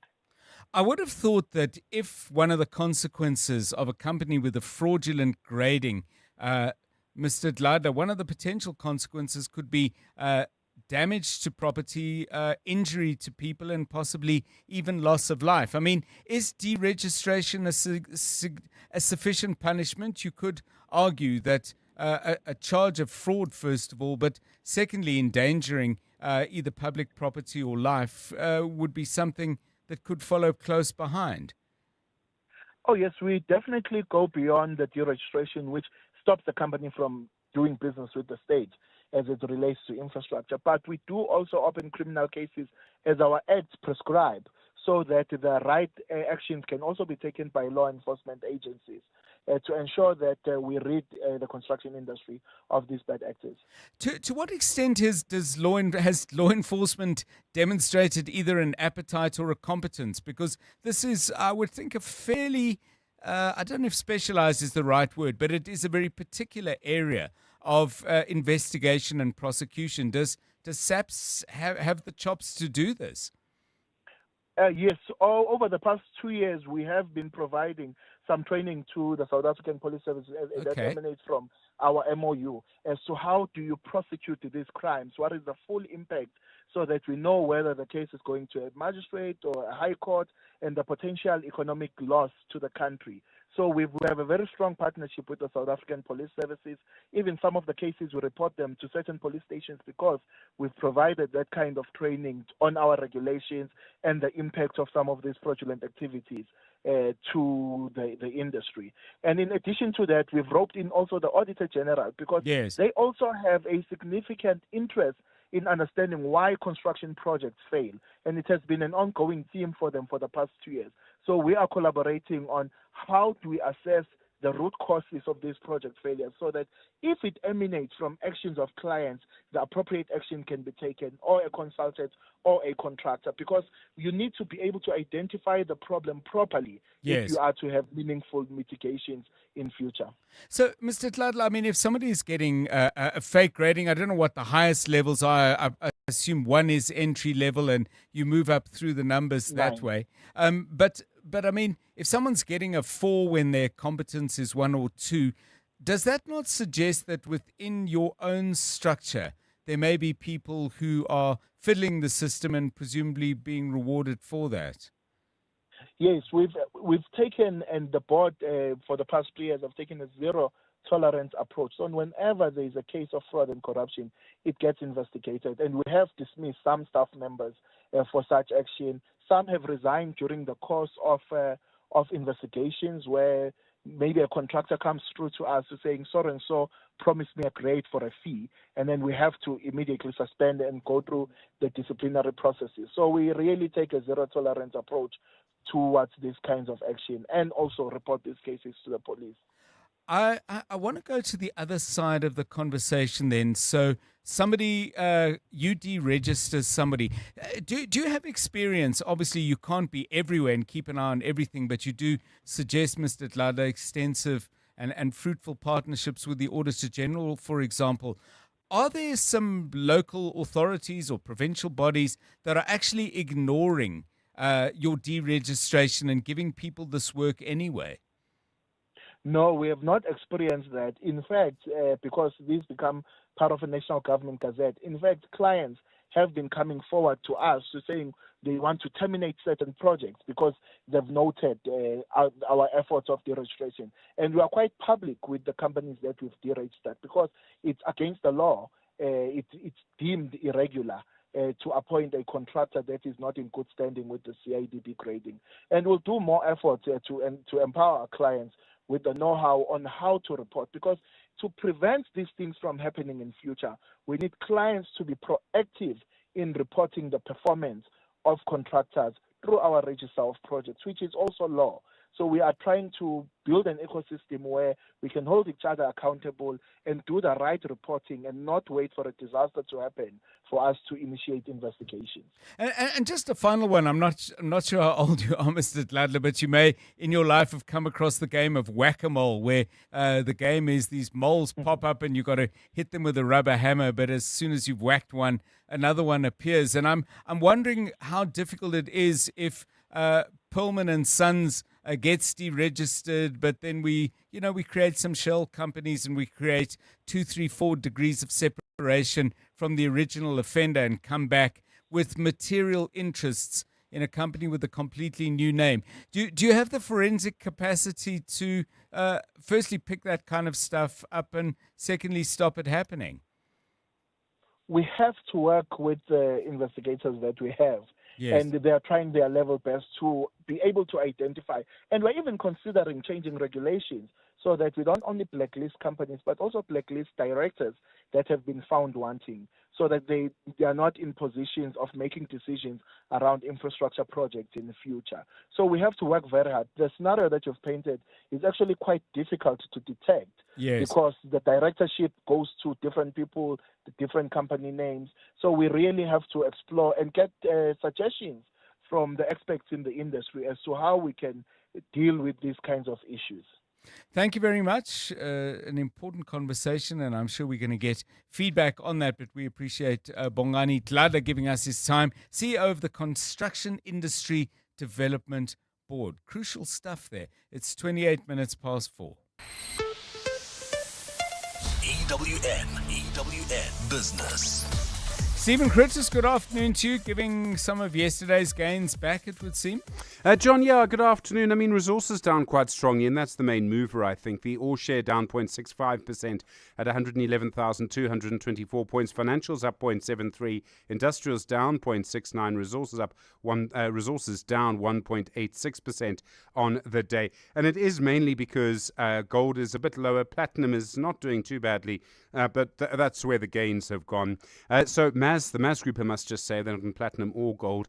They're down 3.36, but then it's Abania, Implats, Goldfields, DRD Gold, all of them down by around 3% on the day. Exaro down 2.69 as well, and Naspers down 2%. Standard Bank up 2.34%, and some of the other financial shares, Santam and Momentum, both up by around 2%. First Rand just putting out an update. They say that they seem to be sticking to most of their guidance. I just need to go through it again to confirm that. They're up 1.74% on the day, and MTN up 1.4%. Not some great news coming out today, though, John. You would have seen the GDP figures, our economy growing by just 0.5% in the third quarter of the year.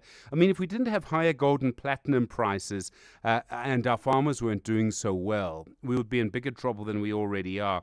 I do want to say, though, that gross capital fixed formation or spending on infrastructure is up by 1.6%, and that does sound good.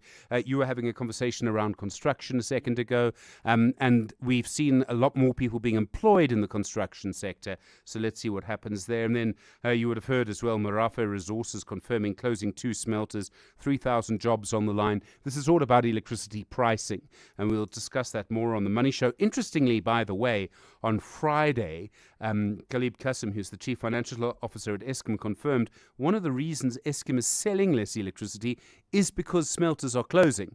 Yes. So we're in a kind of circular loop here that's quite difficult. And then the Competition Commission charging 8 cargo shipping companies, including Maersk and MSC. They say they were fixing rates to ship cargo from South Africa to Asia and from South Africa to West Africa.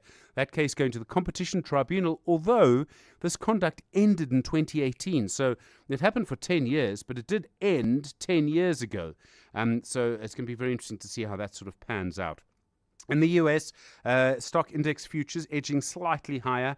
People waiting again for another reading on inflation that might give some clues to interest rate decisions. And then everybody watching those negotiations between the United States and Russia over Ukraine as well. The gold price, $4,217.51. Platinum, $1,637.44. Brent crude, $62.81. The rand quite strong, John, 17.09 to the dollar. 19.85 to the euro, 22.56 to the British pound. Stephen Curtis, EWN Business. Thanks, Stephen. Back with us around 25 minutes past 5. Time for the news now. There's been threats to people at the Senzo Meyiwa trial, and Maki Mulapo, I believe Parliament is raising issues in regard to its MPs as well. That's right, John. Good afternoon. Parliament says it's taken security threats and intimidation against its members very seriously. This particularly in relation to MPs involved in 2 inquiries currently underway by the legislature, one into alleged police corruption and another into financial maladministration at the Road Accident Fund. Parliament says it's also aware that MPs have also been threatened during oversight visits. Lindsay Dentlinger has more. Last week, the MK party was among those which called for protection for MPs after one of its own was hijacked and robbed on Johannesburg's East Rand. MP Vusi Shongwe is an alternate member of the ad hoc committee probing allegations of police corruption. Parliament says it's aware that cases like this have been reported to the police and hopes they will be investigated expeditiously. Parliamentary spokesperson Moloto Matapo. We rely on the security services for the assessments of threats and criminal investigations, and where necessary, the Secretary to Parliament will engage the National Commissioner for updates to ensure that these matters receive appropriate attention. Parliament has called on the public to support MPs in their work and says it will continue to prioritise the safety of its members. Lindsay Dentlinger, Eyewitness News, Parliament. The Basic Education Department says it's noticing a nationwide trend of Afrikaans former Model C schools introducing English as a medium of instruction, but members of Parliament's Basic Education Committee have raised concerns about the focus on English and the lack of African languages being included in the language policies in most schools. The department was briefing the committee on the status update on the Basic Education Laws Amendment Act and the implementation of its regulations.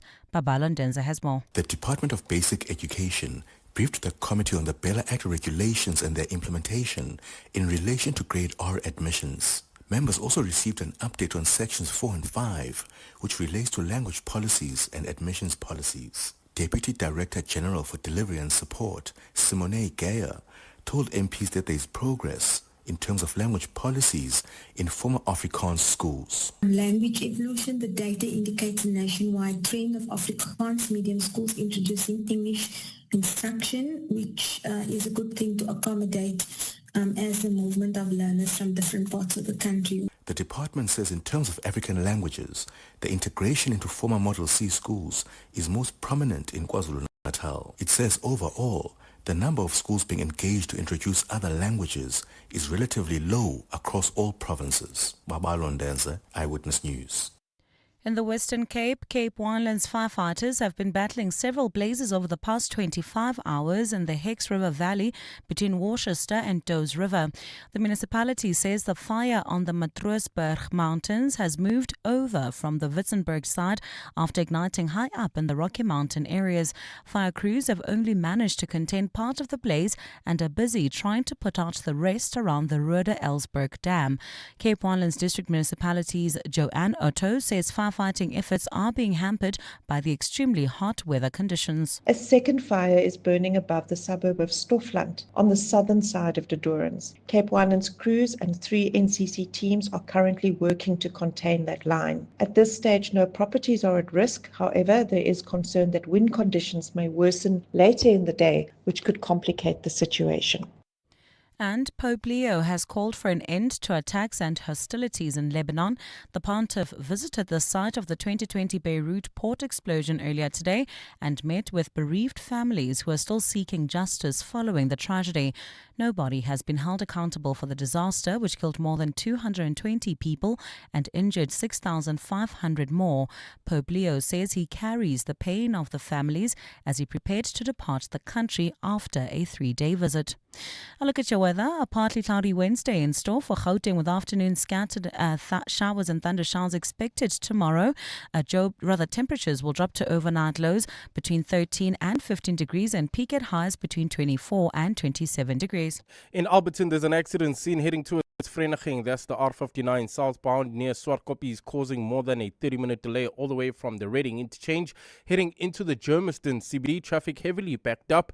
M2 westbound from Cleveland all the way to Refinery Road and driving through the Joburg CBD. Expect about a 30-minute delay. This is on the M1 southbound from Killarney Bends to the Crown interchange. The top story in Eyewitness News. Parliament says it's taking security threats and intimidation against its members very seriously.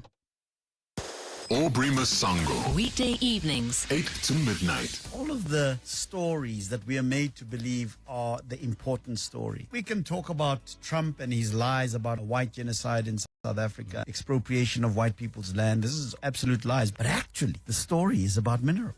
You go to the Middle East, you go and speak to the people of Iraq, you speak to the people of Iran. It's always been about the minerals. And it does not help that the governments of those countries are not doing the basics right. What it does is that it gives the lie amplification. Aubrey Masango. 8 to midnight on 702. 702. Imagine a world where groundbreaking health discoveries start right at home. The Vits Interdisciplinary and Translational Science Biohub will be Africa's first fully integrated bedside-to-bench-to-breakthrough campus. It brings scientists, clinicians, entrepreneurs and the industry together to fast-track solutions for the continent's biggest health challenges. From multi-omics research to new vaccines and diagnostics, this is where African science rises. Learn more, get involved, and help accelerate the future of global health innovation at Vits. It's amazing what help can do. Help can take you from smart money moves to smart gadgets and household must-haves. With an FNB Premier Credit or Fusion card, get up to 40% back in e-bucks on devices and appliances. Open any FNB Premier account today, celebrating 25 years of helping you live the Premier life. FNB, help changes everything. TC's earn rules apply while stocks last. FNB, a division of First Rand Bank Limited, an authorized financial services and credit provider. The crazy store's got deals galore and everything you need. From tinsel presents, wrapping, and a star for your Christmas tree. We've got all sorts, games and sports, many toys to buy. Stationery, arts and crafts, come on and don't be shy. No need to panic shop, we're your one-stop Christmas spot. Your table will be dressed and you will not be stressed. When Christmas Eve is here, you'll want to sing and cheer. I got everything at the crazy store and I can't wait for next year. Hey, you never know what you might find this Christmas. EWN Sport. Banyana in action tonight. Tolakele Mganga with that stories and some news from AFCON and some cricket too. Good afternoon. Afternoon, John. And Linda Mutlalo believes that tonight's friendly against Morocco will be a true test of Banyana's quality. The clash is both nations' final game of the year, and they're also using it as preparation for AFCON. Playing against Morocco, I think it's a plus for us. It's a blessing, I'd say, because we play similar football. We're not very physical, so we'll be able to see like the talent that we really have. You know, we are a team that wants to play, and like I said before, that players are willing to learn and the coaches are there to help, you know. So I think it's going to be a really good game. In AFCON-related news, Cameroon have omitted goalkeeper Andre Onana from their squad, with David Pagel appointed as coach to replace Mark Bryers. The DRC will be without Johan Wissa for their tournament, having left out the forward due to him being out of action since October. Meanwhile, Arne Slot says Mohamed Salah will leave for the Africa Cup of Nations on the 15th of December. His revelation comes after he admitted that Salah was unhappy about being used as an unused sub in Liverpool's 2-0 Premier League win over West Ham. Of course, a player isn't happy he's not playing. He wasn't the only one who wasn't happy that he wasn't starting, I can tell you. And that's normal. But the way he behaved was as you would expect from a professional he is. But he was very supportive for his teammates, handled himself really well during the day and yesterday in the session as well. So you cannot be a player that's available every 3 days and play on that high standards if you go with your emotions. The Proteas return to ODI action tomorrow, looking to level the 3-match series against India. Themba Bavuma will return for the clash, having been rested for the first game, and he's discussed the impact of Marco Jansen. That's after he scored 70 in their 17-run defeat in the first game, a week after an impressive all-round performance in the second test. I'm sure Marco Jansen, in any one of those formats, he'll definitely be the top 10. And I think his contributions, with bat, with the ball, sometimes even both, they've been immense to our success. And I think, Marco, still a young guy, but he's had a lot of international cricket that is under his belt. He's only growing into his own.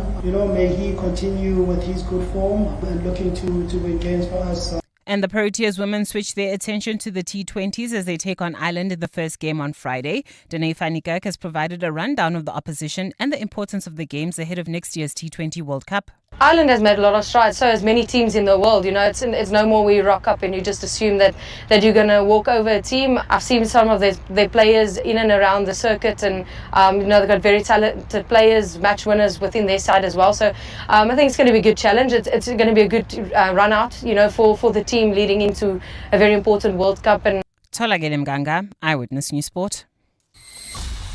EWN Traffic. At 18 minutes to 5, EWN Traffic is brought to you by Outsurance. SMS out to 45142 now, and you could save on car insurance. If you don't, ask them for 500 Rand. Let's see what's happening out on the roads in Gauteng then. Alberton, a problem earlier. Alberton, I think, still a problem. Karabo Chale has the detail. Yeah, that's if you're leaving Alberton heading towards Vereeniging. We still have that accident scene. R59 southbound near Swartkopies. This is causing about a 30-minute delay all the way from the Reading interchange. Also heading into the Germiston CBD. Traffic remains heavily backed up. M2 westbound from Cleveland all the way to Refinery Road. Driving through the Joburg CBD, expect about a 30-minute delay. This is on the M1 southbound from Killarney Bends all the way to the Crown interchange in Protea Glen. Soweto, there's also about a 30-minute delay. That's on the M2 westbound between the R554 Abu Bakr Drive and the R558, while in Sandton, heading towards Midrand, bumper-to-bumper traffic M1 northbound from Ethel Oaklands to the Bethlehem interchange.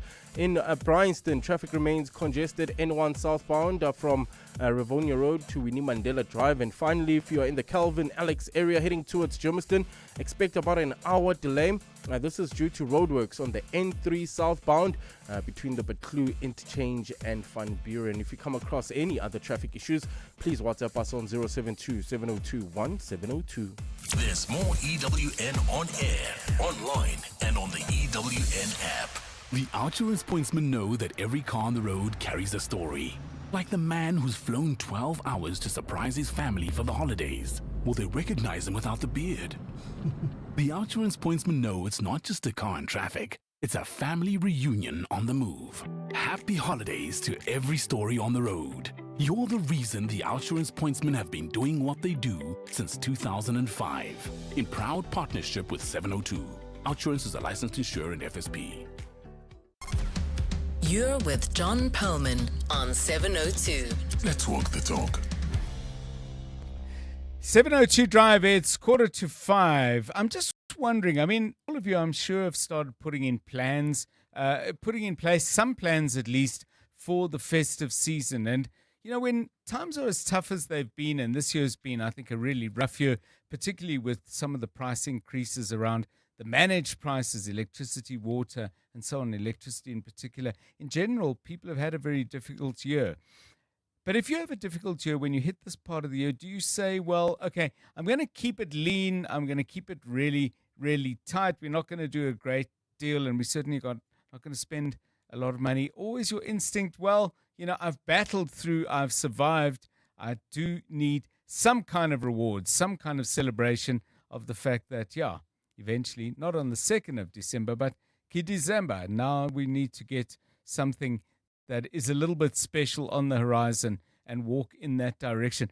Tolakele, how do you go about things? I mean, if it's been a tough year, do you say, okay, survival mode, or is there part of you that says, well, I'm not going to do everything I want, but I'm definitely going to do something I really love doing? Scale down on the things that you want to do and focus more on the reason why you want to do it. Oh, interesting. Yes. Yeah. So when it comes, I love being around my family and us possibly like doing gifts exchange, stuff like that. If there's some people that say, actually guys, I can't do it this year, maybe you say to yourself, maybe rather than buying myself those 2 pairs of sneakers, I will rather gift them something that I know that they've really wanted and make it about them. And then at the end of the year or in the new year, you just say to yourself, because you were selfless, you can be a little bit selfish now that the January salary has come in, and spoil yourself with that. So it's really interesting because your thoughtfulness has given us actually a third choice between, okay, I'm going to go big or I'm going to go small. You're saying, well, actually, I'm going to go really thoughtful and think about each single thing that it is that you plan to do. I think for me, because our pastor always reminds us, especially November going into the Advent season, that we must remember that Christmas is not just about, he always says, the jelly and the custard. It's about being around family, remembering the reason for the season. So even though you may just want to be selfish and buy yourself all of those things and make sure that your tree has all of these presents, are you enjoying the people that you're doing these things with? Because ultimately, it's just literally a period of 7 days. Yes. There's no need for us to get wild in those 7 days and act out of character. 100%. You've got a small person who's got a couple of ambitions, like knowing that Christmas is coming, because he's had a few already. But how do you look at it, Karabo? Well, for me, it's usually if my budget allows me, you know, so... but either way, I'll make sure that the close family around me enjoy as much as possible. And then for me, when everything else is done, everybody's happy, I look forward to the January where I'm like, okay, everything is sorted. Everyone had a good Christmas. The school fees and the uniforms are sorted. How can I spoil myself? So this year, it's exactly what I'm doing. Beginning of January, I'm taking off. And I am just going to disappear.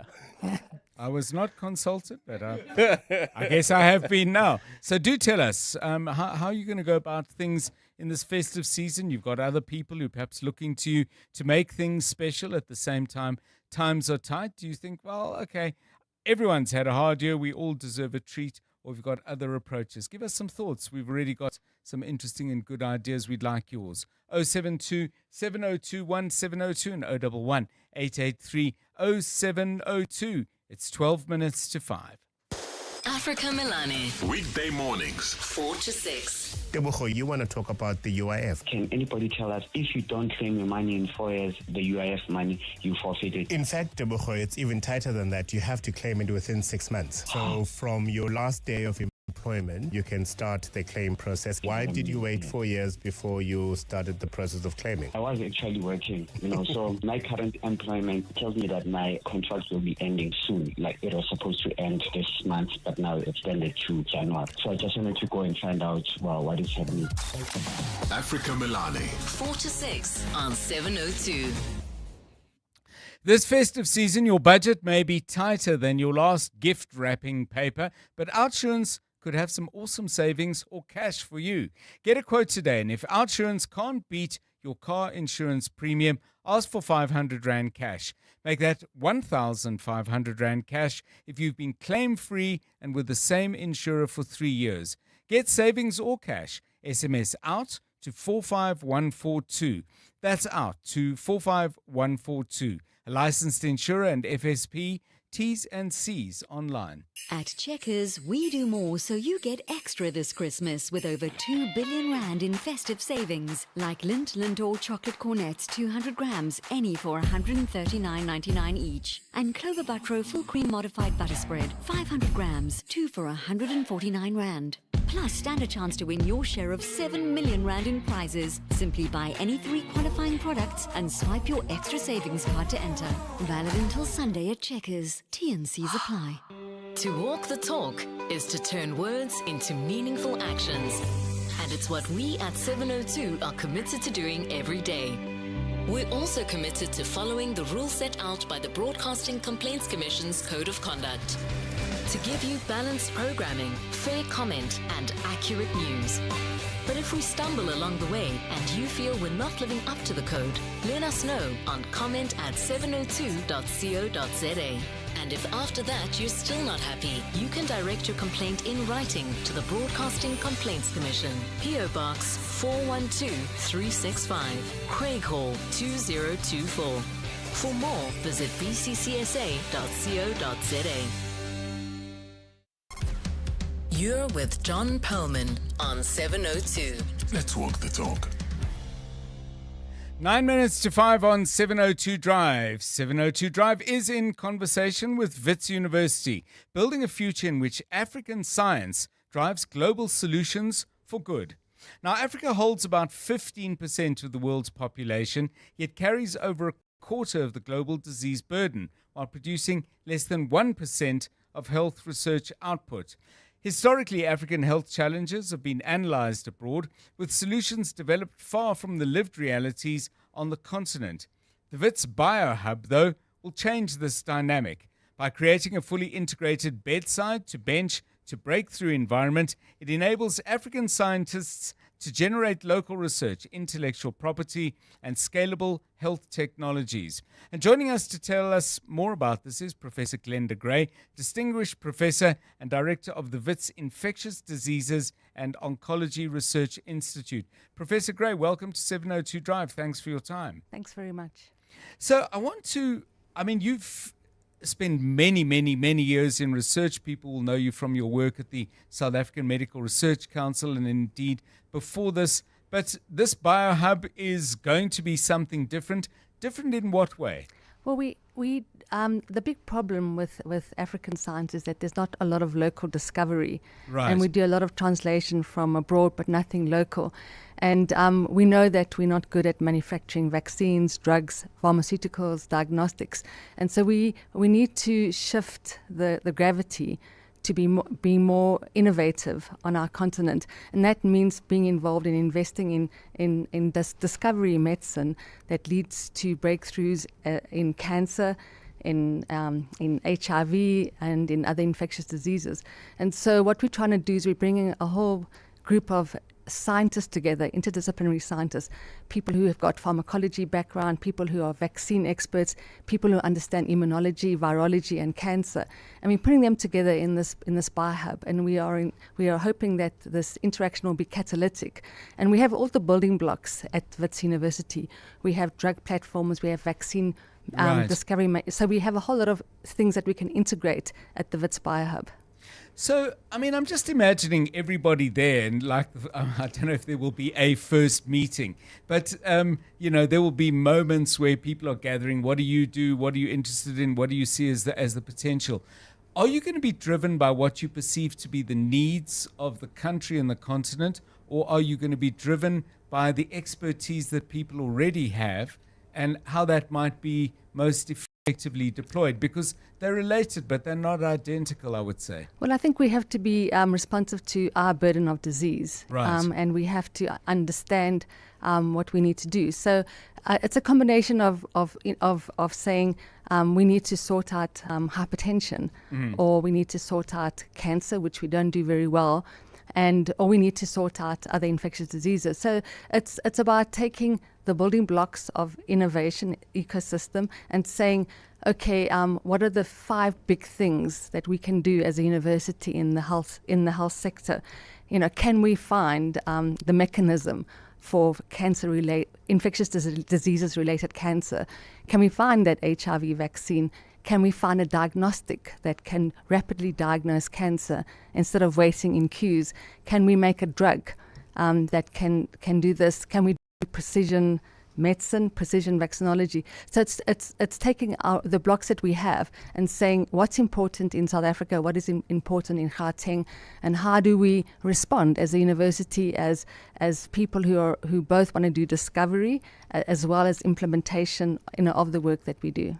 So when most of our conversation seems to have looped back to the idea of drugs, vaccines, pharmaceutical products, but of course medical technology and the science and delivery of medicine is involved in so many other ways. Diagnostic tools that are literally tools operating is very different now to what it was 20 years ago. Is the main focus on medicines, or is it on medicine, i.e., you may well come up with a particularly quick way of doing blood tests, for example? It could be anything like that. So, we don't understand a lot of mechanisms. We don't understand the role of our genetic background or the genetic background in Africa and how it relates to drugs. So it could be anything like, a lot of drugs are tested in Caucasian populations, that they get registered here and we find that they don't work. So it's a combination of the whole system that's designed to improve health outcomes. And that could be anything from understanding a mechanism or identifying a biomarker or making a drug.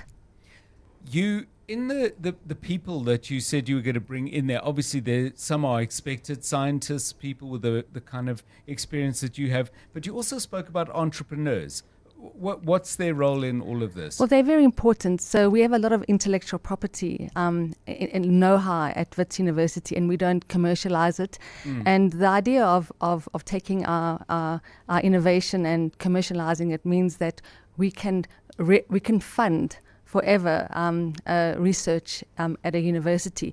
So imagine if we found a blockbuster drug that came from Wits University. We registered it. We are able to use it all over the world, and that revenue comes back into the institution, supports the next generation scientists and supports innovation going forward. So we need those kind of models, and that does happen at other universities that are research intensive, like Cambridge, Oxford, MIT, having that kind of innovation, having a mind where, it's no good just doing another mouse experiment. How do I take that, how do I move it forward so I have a product at the end of the day?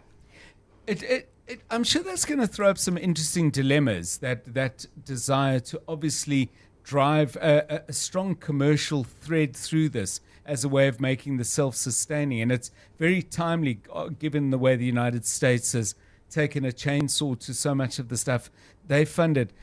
But how are you going to avoid staying at the cutting edge yourselves with your research priorities, as opposed to other players in the space saying, okay, well, let's get Wits to do it because they're really good and they're really quick and they're really precise? I don't know if my question's clear, but obviously you've got your own goals. And while the commerce is crucial, I wouldn't have thought it can be determinant or determining of what it is you see as most important. Well, it can support that, so when we talk about commercialization, it's about an affordable diagnostic for TB that you can use throughout the world. We already have a innovation like that was developed at Wits University that we use throughout the world at a very cheap price.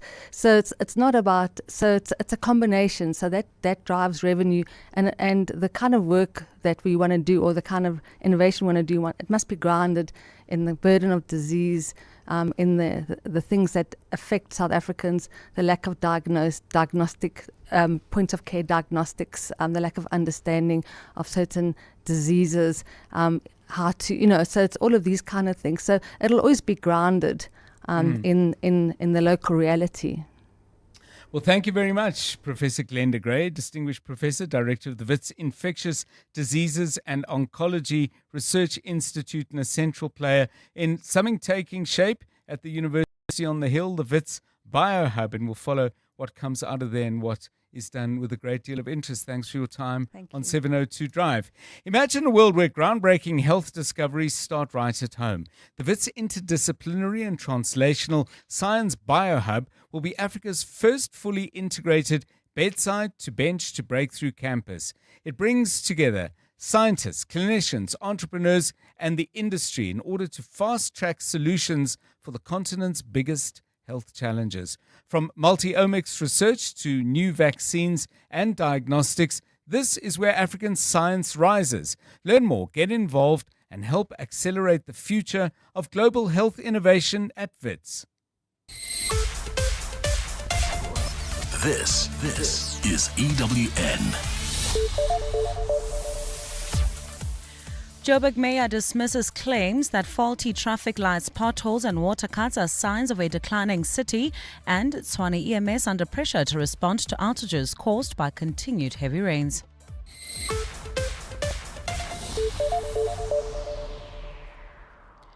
Good afternoon, I'm Maki Molapo. Johannesburg Mayor Dada Morero has dismissed allegations that service delivery under his administration has declined sharply. Morero survived yet another motion of no confidence in the City Council today, tabled by the Al Jama'ah party. Although part of the ANC-led coalition, Al Jama'ah claimed that Morero was not prioritizing the restoration of the city to its former glory. However, during today's council meeting, the party announced it would withdraw the motion following a meeting with the mayor last night. Alpha Ramushana has more. The Al Jama'ah party had cited several reasons for its decision to table a motion of no confidence against Johannesburg Mayor Dada Morero. These included his formation of the Johannesburg Bomb Squad, poor service delivery, and failure to consult coalition partners on key decisions. However, Morero has dismissed these claims as unfounded, insisting that he was making significant progress on the ground. Well, I guess the contents of the motion themselves indicated that there was no way that the motion would even stand. We believe that as government now we're beginning to improve on service delivery. The ANC's elective conference in Johannesburg kicks off tomorrow, where Morero will be running for re-election as the party's regional leader. Alpha Ramshwana, Eyewitness News, Johannesburg. We move to the capital, where suspended Police Minister Senzo Meyiwa has reiterated the reason behind his decision to disband the political killings task team, saying it was duplicating the work of other police structures. Meyiwa appeared before the Madlanga Commission of Inquiry this afternoon for only 2 hours. In a bid to adhere to a tight schedule, evidence leaders allowed him to read through his pre-prepared statement. Arun Singh has more. Suspended Police Minister Senzo Meyiwa stuck to his guns, echoing much of what he told Parliament's ad hoc committee.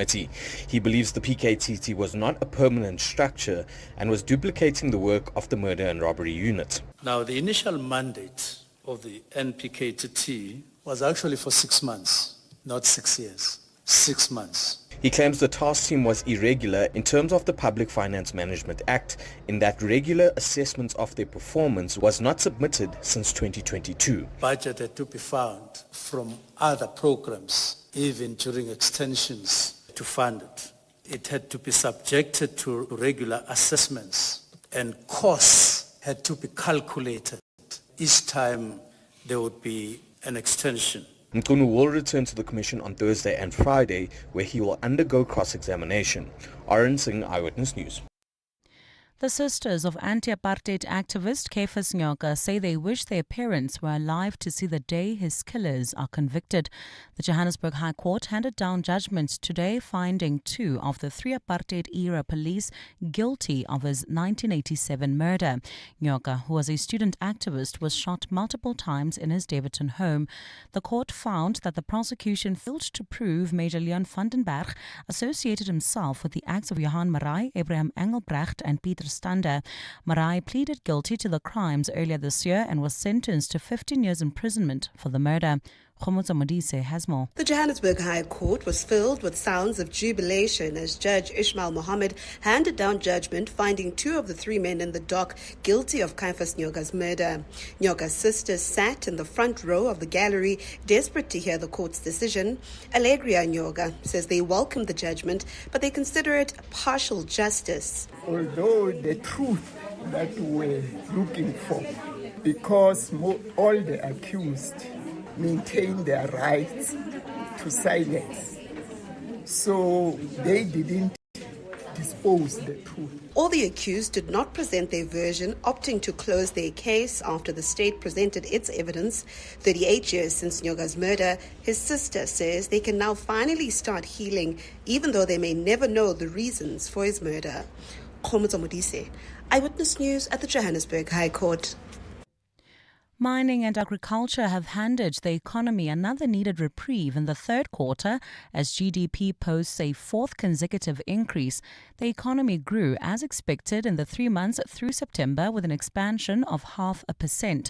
The marginal growth is more than half of the second quarter GDP reading of 0.9%.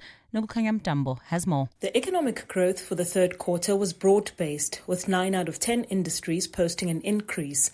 Mining output increased by 2.3%, driven mostly by platinum group metals, with support from manganese ore, coal, chromium ore and copper. Agriculture carried over its positive momentum, recording its 4th consecutive increase. Deputy Director General of Economic Statistics at Stats SA, Joe De Beer. I think it's important if the growth in an economy is widespread rather than only driven by, let's say, 2 industries, because then it would point to a situation where the economy is over-reliant on, for example, just agriculture, and we know the weather can change. But if everybody contributes, or at least not detract in a meaningful manner, it's generally a broad story. Electricity, gas and water was the only industry that disappointed in the third quarter thanks to lower electricity production and usage. Nogukanyam Dambo, Eyewitness News. And the city of Tshwane says continued rainfall is making it unsafe for emergency personnel to respond to service interruptions. Heavy rains have battered parts of Gauteng since the weekend, resulting in dozens of homes, bridges and low-lying roads submerged. The city says severe weather-related electricity faults are being logged in several areas because of lightning strikes, fallen trees, uprooted lamp poles and hail damage to infrastructure. City spokesperson Lindela Mashego. This is compounded by the weather forecast showing of further thunderstorms and hail activity. These prolonged and intensifying conditions are disrupting essential municipal services, including electricity, water supply, waste collection, and road operations. Gold's trading at $4,217.42 an ounce. The rand's at 17.10 to the dollar, at 22.60 to the pound, at 19.87 to the euro. Brent crude oil's at $62.23 a barrel. Wet, slippery roads in rainy Gauteng, so please allow for extra traveling time, maintain a safe following distance, and keep your headlights on. At this stage, we still have those roadworks causing more than an hour delay. That's in the Calvin Alex area. Heading towards Germiston, expect about an hour delay on the N3 southbound between the Perlman Interchange and Van Buren. Also in Alberton, accident scene R59 southbound near Swartkopies, causing about a 30-minute delay all the way from the Reading Interchange. In your sport, Banyana aiming for a strong finish to the year against Morocco. Barcelona ground Ronald Araujo indefinite leave amid personal circumstances. And Themba Bavuma backs Proteas young guns to level their ODI series against India. A look at your weather. Partly cloudy skies in store for Gauteng tomorrow with scattered showers and thunder showers expected. Joburg will drop to overnight lows of 13 degrees and peak at highs of 24. Pretoria is at 15 and 27. Vereniging's at 13, reaching highs of 25 degrees. The top story in Eyewitness News this hour. Johannesburg Mayor Dada Morero has dismissed allegations that service delivery under his administration has declined sharply. EWN, in touch, in tune, and independent. For the latest, visit ewn.co.za or download the EWN app. 702. Drive home with John Perlman. John Perlman, 3 to 6 p.m. On 92.7 and 106 FM. Let's walk the talk. 702 Drive. Good to have you with us for the last hour of the show. Coming up in that hour, we're going to play you some music in the last part. We're going to have particular fun with today's question we're going to ask you and the little theme we're going to put out there. But the serious stuff in the first hour, GDP numbers are out. We'll look at the gross number, but also look at as well at different sectors, who's flourishing, who's struggling a little bit more than they would like to. All of that coming up at about 20 past 5 with Kanti Pai, economist and strategist. And after that, of course, Stephen Krutis will update you on what the markets have been doing today. Some thoughts, I'm sure, from Stephen as well on those GDP numbers. Before that, a closer look at the Madlanga Commission today. Imogen Mashazi joining the Commission again for one more session of question and answer. And then suspended police minister. Police minister on special leave. Oren Singh will sort out the title and tell us what Minister Senzo Meyiwa had to say today.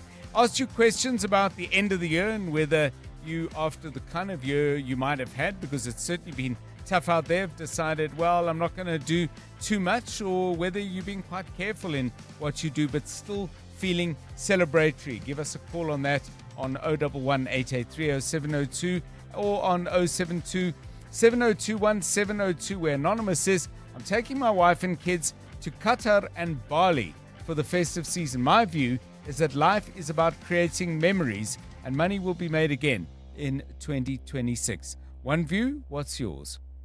702. WhatsApp John on 072 702 1702. Good afternoon, guys. It's Chad in Joburg here. I just want to say poverty exists not because we can't feed the poor, but because we can't satisfy the rich. There are millions of rich people, but not a single one of those rich people has one thing that's enough. It's never enough for the rich, and that's the reason that there is poverty, not because we can't feed the poor. We can feed the poor. We choose not to. Thank you. Very thought-provoking. Maybe a response to that as well on 072 702 1702. It's 12 minutes past 5. EWN Traffic. EWN Traffic is brought to you by Outsurance. SMS out to 45142 now. You could save on car insurance. If you don't, ask them for 500 Rand. Kelvin and Alex getting very, very busy. A little bit difficult getting through there, yeah? Yeah, we have those roadworks, plus the rain continues to pour down, John, throughout Gauteng. So please, generally, please allow for extra traveling time, maintain a safe following distance, and keep your headlights on. In the Calvin Alex area, those roadworks now causing more than an hour delay. N3 southbound between the Butlu Interchange and Van Buren, Alberton. We're still dealing with that accident scene on the R59 southbound near Swartkoppies, also causing about a 30-minute delay all the way from the Reading Interchange, Alberton. Bumper-to-bumper traffic. This is traveling towards Soweto. N12 westbound between the Ilands Interchange and Komaru Street. There's also slow-moving traffic heading into the Germiston CBD. That's on the M2 westbound between Cleveland and Refinery Road. Traveling through Joburg. Joburg CBD, expect about a 30-minute delay. This is on the M1 southbound between Killarney Benz and Boysons Road in Sandton, heading towards Midrand.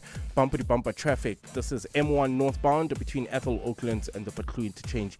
If you come across any other traffic issues, please WhatsApp us on 072-702-1702. There's more EWN on air, online, and on the EWN app. The OUTsurance pointsmen can't help you untangle your tree lights, but they can ease the traffic congestion so you get home in time to make it a fun family activity. With the OUTsurance pointsmen on the roads for the past 20 years, we can all get where we need to be quickly and safely this festive season. OUTsurance really means it when they say you always get something out. In proud partnership with 702, show them some love online using #pointsmenlove, licensed insurer and FSP. Clement Maniatella. Weekday mornings, 9 to 12. 9 to 12. An IPID report says this person has not been honest. In fact, he abused his power. He wasn't supposed to sign the these two memoranda of understanding, and you don't do anything about it. In fact, she went on Eyewitness News earlier this year where she said, well, that IPID report is vague. No action is going to be taken against Julius Mkonazi. She's a city manager of a metro like Ekurhuleni. You still go and give an interview, and then you sought legal advice, and the legal team said, this report is vague, and you just took that, you ran with it. You didn't question the legal department to say, but hold on, but it says here that this person signed 2 memoranda of understanding. He didn't have authority to do that. She didn't ask any of that. What a disgrace. Clement Maniatella. 9 to 12 on 702. Every week there's a new SUV brand you can't pronounce. The Mini Countryman doesn't need to reinvent itself. Heritage comes standard. Head-up display keeps you focused, all-wheel drive keeps you going, and driver assist keeps you calm while the others catch up. The Mini Countryman from 9,899 Rand per month with Mini Select Finance. Visit mini.co.za to book your test drive. T's and C's apply. Business OUTsurance are experts in business insurance for general practitioners, dentists, surgeons, and other medical specialists. Kuveni. It's so nice to know the business risk is taken care of by Business OUTsurance. The call center was just a dream to deal with. Very seamless, easy experience, and it just feels like the people we're talking to on the other line understand our needs. Switch to Business OUTsurance and you could get a massive 20% discount on your business insurance premium. Visit outsurance.co.za. Switch and save today. Licensed insurer and FSP. TCs and information online. You're with John Perlman on 702. Let's walk the talk. One of the really interesting things about the most recent session, for me at least, of the Madlanga Commission is partly to do, of course, with the central theme and purpose of the Commission when it was set up, i.e. to look at police and potential corruption and political relationships.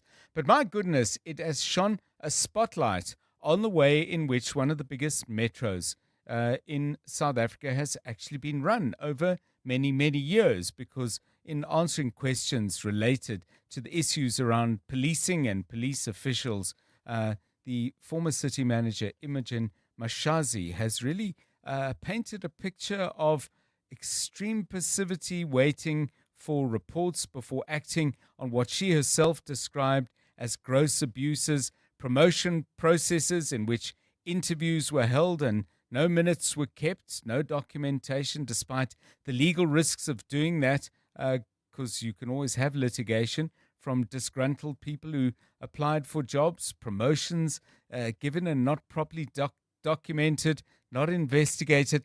And what I find really, really interesting is the city manager of Ekurhuleni in the year 23-24, that financial year, was the highest paid city manager in the entire country. A remuneration package of 4.57 million rand. Cape Town's manager, 4.49, eThekwini, 3.84 in Joburg, 3.36 million. And as I said, I know this is not the central focus of the Madlanga Commission, but it certainly gave a sense. I don't know if I'm not suggesting that all local government is run like that, but that is, I think, the highest paid, possibly, municipal official in the entire country, giving us that kind of insight into the way she went about her work. Maybe you've got some views on that. Give us a call, 072-702-1702. Let's bring in Oren Singh, EWN reporter, who's been keeping an eye on another very, very interesting and important day at Madlanga. As I said, Dr. Imogen Mashazi concluding her testimony, although she will be back, saying that there's some stuff she didn't get time to pull together, but also the first appearance before the Madlanga Commission of suspended Police Minister Senzo Meyiwa. Oren, a very good afternoon to you. Let's start with the Minister. Anything new from what he had to say? Good afternoon to you. Good afternoon, John. Well, I think he started off a bit much like what he told Parliament's ad hoc committee in laying this foundation for his decision to instruct that the political killings task team be disbanded on December 31st. And going through the kind of history of their formation, but also suggesting that in 2019, a year after the task team was established, there was a feasibility study done within SAPS looking at the functions and core responsibilities of the political killings task team. And he says in that feasibility study, it was found that they were actually duplicating the work of another unit within SAPS, being that of the murder and robbery unit. And essentially, the task team was getting money from SAPS. It didn't have an assigned budget to it, as this was a task team. And so money had to be pulled from various sectors within SAPS's budget to allow this task team to continue. And he went further to say that prior to his decision or his letter on December 31st to issue an instruction to disband the task team, this feasibility study was being looked at by various stakeholders within SAPS, and one of those being the National Police Commissioner, Fani Masemola. And as early as, I think, mid-2024, they had come to some sort of agreement to approve this new structure for police, in that the political killings task team would not exist, and that those members would be absorbed into the murder and robbery unit. Right. But Fani Masemola only put his signature on that new structure for SAPS this year. So I think Senzo Meyiwa will have to, at some stage, answer the big question. Why did you issue an instruction to have this task team disbanded? But more importantly, why did you have that one word in there that I think everyone is honing in on, for it to be disbanded immediately? Suggesting that there was a lot of pressure for that task team to be pulled out of SAPS at that present moment in time. So I think he's yet to get to that point, but he will be interrogated on that aspect. Yeah, it's a very, very important thing, and it's amazing, as you point out, how much can turn on not just a single word, but the intention behind that. Oren, just finally to get your views, I mean, I expressed my own that you would have heard on the performance of Dr. Imogen Mashazi, which I think raises all sorts of really alarming questions about certain trends in local government. But in terms of her explanation around the policing aspects, which is, after all, why she was called, these to do with Brigadier Mkhwanazi on the one hand, and evidence already given by the Chief of Police suspended. What did you make of what she had to say, and where do you think either she scored points or left gaps?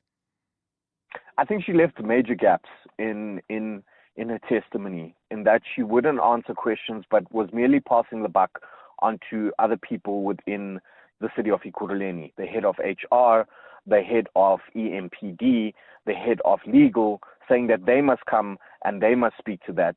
She was the city manager. She was in charge of all of those HODs, and surely should be able to answer certain things, but kept on using the excuse, John, that the likes of Isaac Mapiyeye, Xolani Ngiza, and Revo Spies had a year to prepare for this commission, and she was given 2 days to prepare. So kept on using that as an excuse that she's not fully prepared.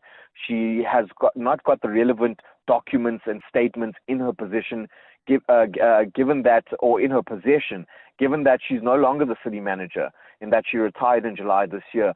I feel excuses, John. That's simply what the commission heard during a 2-day testimony. And I think evidence leader, Advocate Selo, was really frustrated towards the end of it, especially when she raised the point that the person who was allegedly raped, a junior EMPD official that was allegedly raped by the former head or chief of EMPD, Isaac Mapiyeye, she should come and testify to the commission and corroborate what she's saying. And the evidence leader was frustrated and upset by that, saying that we're not going to put a victim of an alleged crime through secondary trauma just to corroborate what you're trying to get across. And even went as far as to say that you're using this victim of rape to corroborate your testimony for your own personal gain and to push your agenda. So I think that just spoke to a lot of what she said over the past 2 days. Towards the end, she had apologized to the commission for the way she appeared. Sometimes we saw her giggling, looking down, looking at her phone, not interested, not keeping eye contact with the commissioners, apologizing to them, which I think they accepted very half-heartedly, John. Thank you so much, Oren Singh, EWN reporter. We go again tomorrow. It's the last week of the commission sitting for this year. There's still a lot of work to get done. 24 minutes past 5. Drive home with John Perlman on 702. Let's walk the talk. Right, let's take a look at the latest GDP figures. Modest growth, some would say, of 0.5% for the third quarter of 2025. Those of a more optimistic mindset would say, well, that's 4 quarters of growth in a row, so that's not too bad. Mining sector, good growth, 2.3%. Agriculture has done its bit. But overall, what should we make of it? Kanti Pai is an economist and strategist and joins us now on 702 Drive. Mr. Pai, welcome and thanks very much for giving us your time. Where are you? Glass half full at 0.5% or glass half empty at 0.5%? Good afternoon. Good afternoon, John. It's very good to talk to you. I think it's more of a sign of something, some positive things to come in terms of the optimism, perhaps we might continue to feel, given it seems that some things are going right. Moving from G20 to some good news of the economy, I think one has some reason to be optimistic. In terms of looking at different sectors then, I mean, whenever I look at the mining numbers, my mind sort of, and I think perhaps, short-sightedly says, well, that's all very well for now, because the South African mining industry is still, I think, struggling to actually grow in terms of capital investment and so on. And yet the run on platinum and gold continues. There's no doubt about it, John, that, it's a sector that has struggled, given that, it depends on a number of factors, that may be outside of our own control, global demand being one area. And this is exactly what we refer to now when we're talking about platinum, because for a while we looked at platinum and said, well, maybe actually, as a sunset industry, we are moving away from combustion engines, where a lot of this demand we used to say we depend on.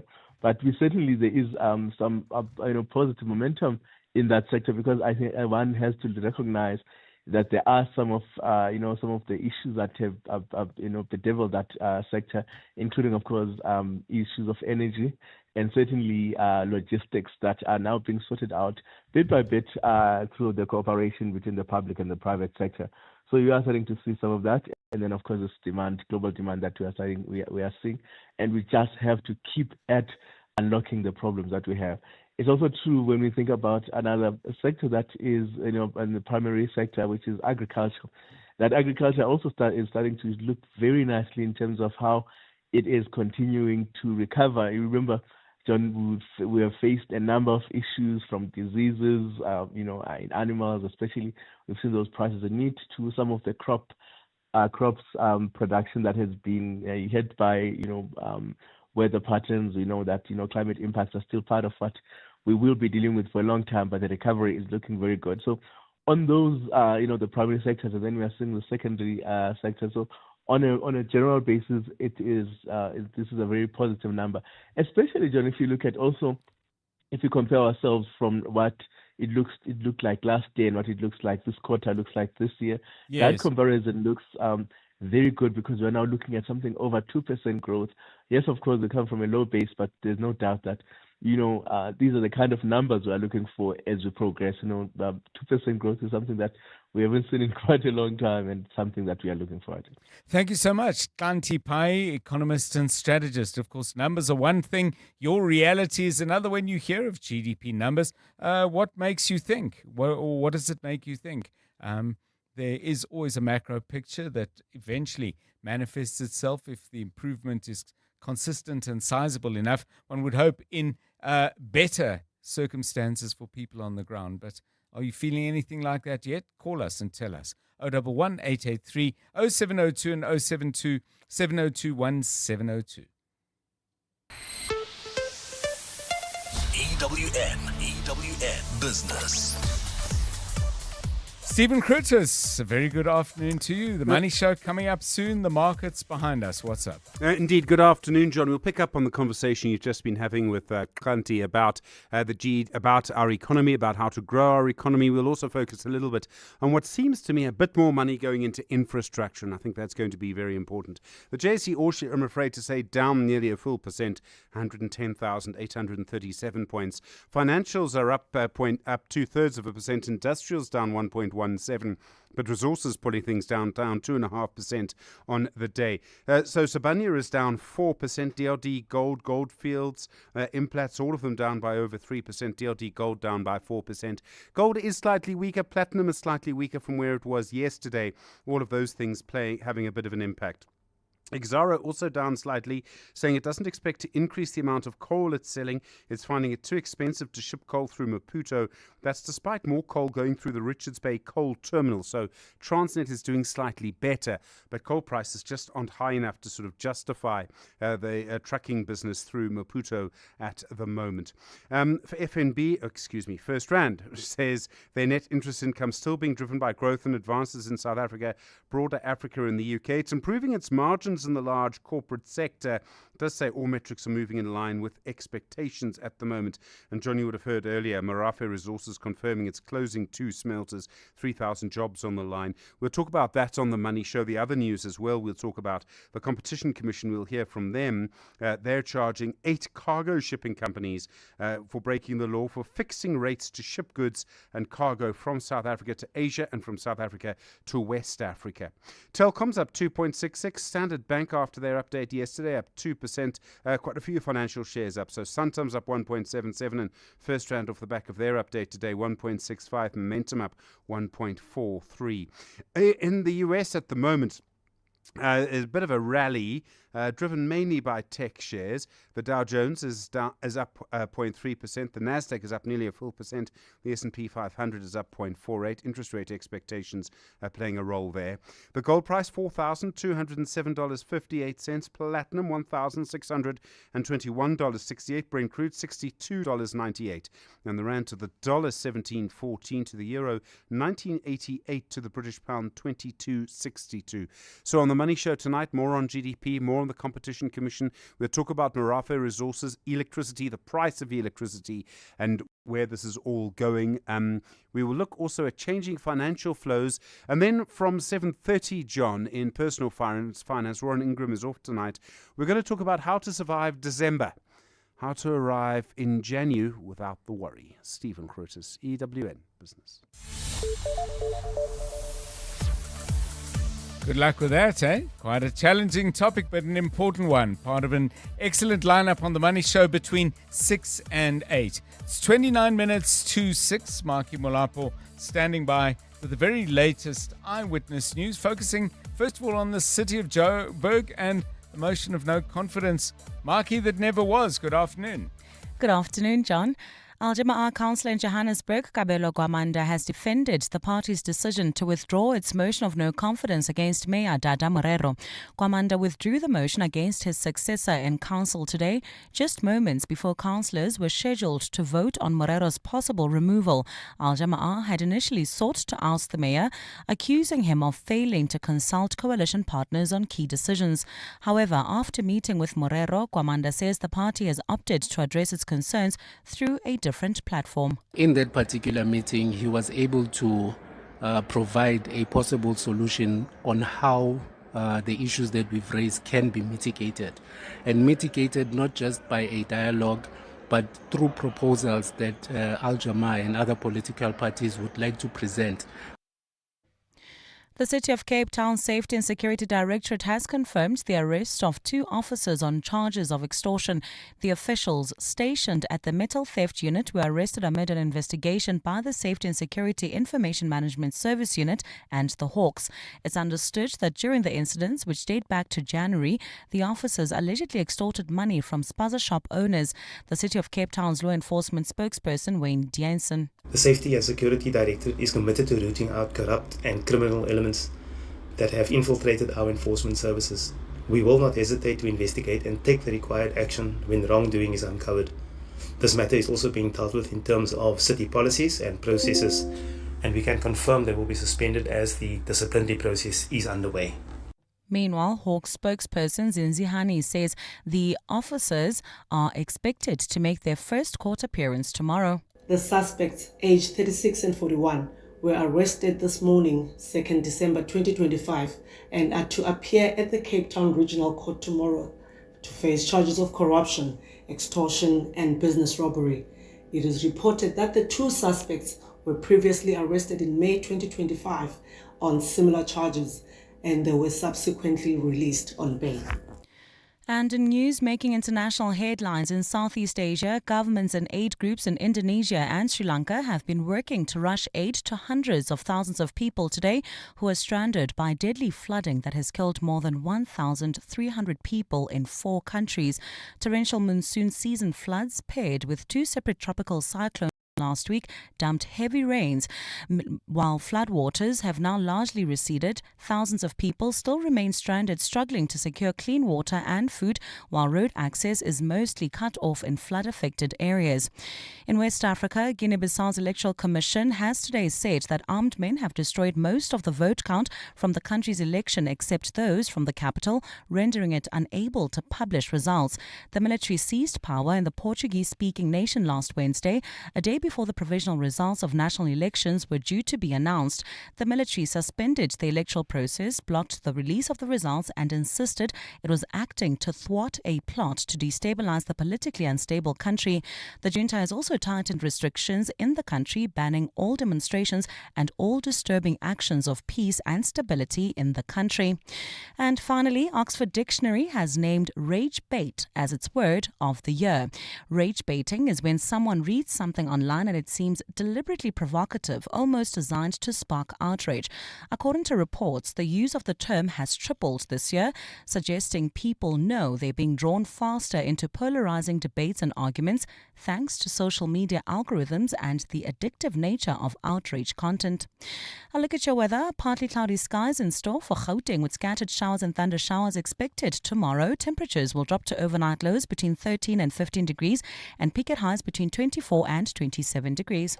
In Alberton, we're still dealing with that accident scene, R59 southbound between Swartkoppies and the Reading interchange, and this is causing about a 30-minute delay. And there's also slow-moving traffic heading into the Germiston CBD on the M2 westbound between Cleveland and Refinery Road.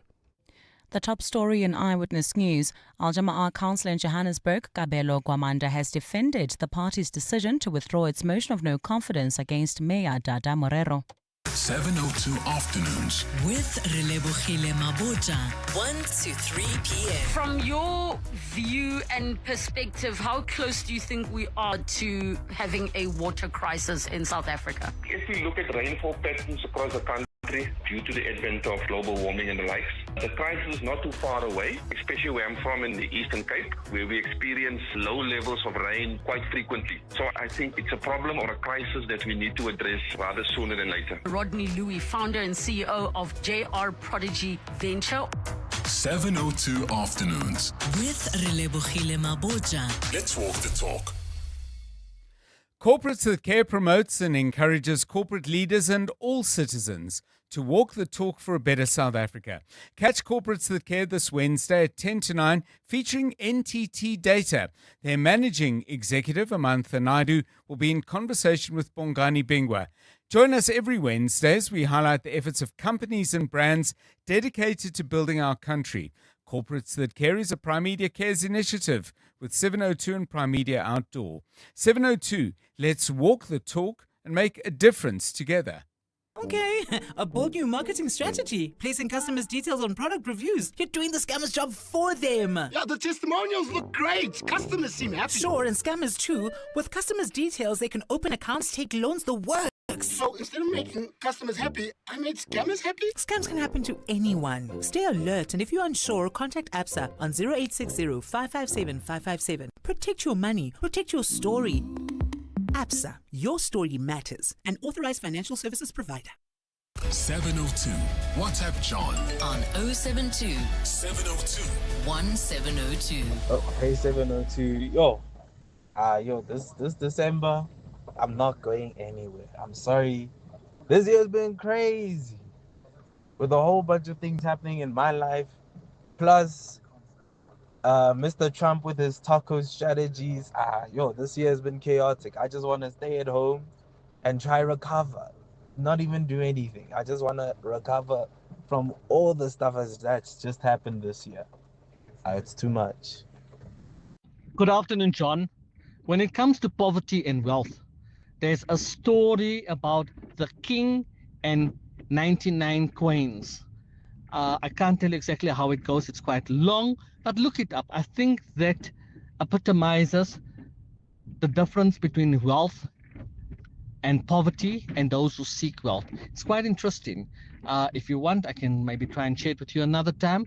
This is Wendell from Midrand. Thank you. Bye. Hi, John. Anonymous here.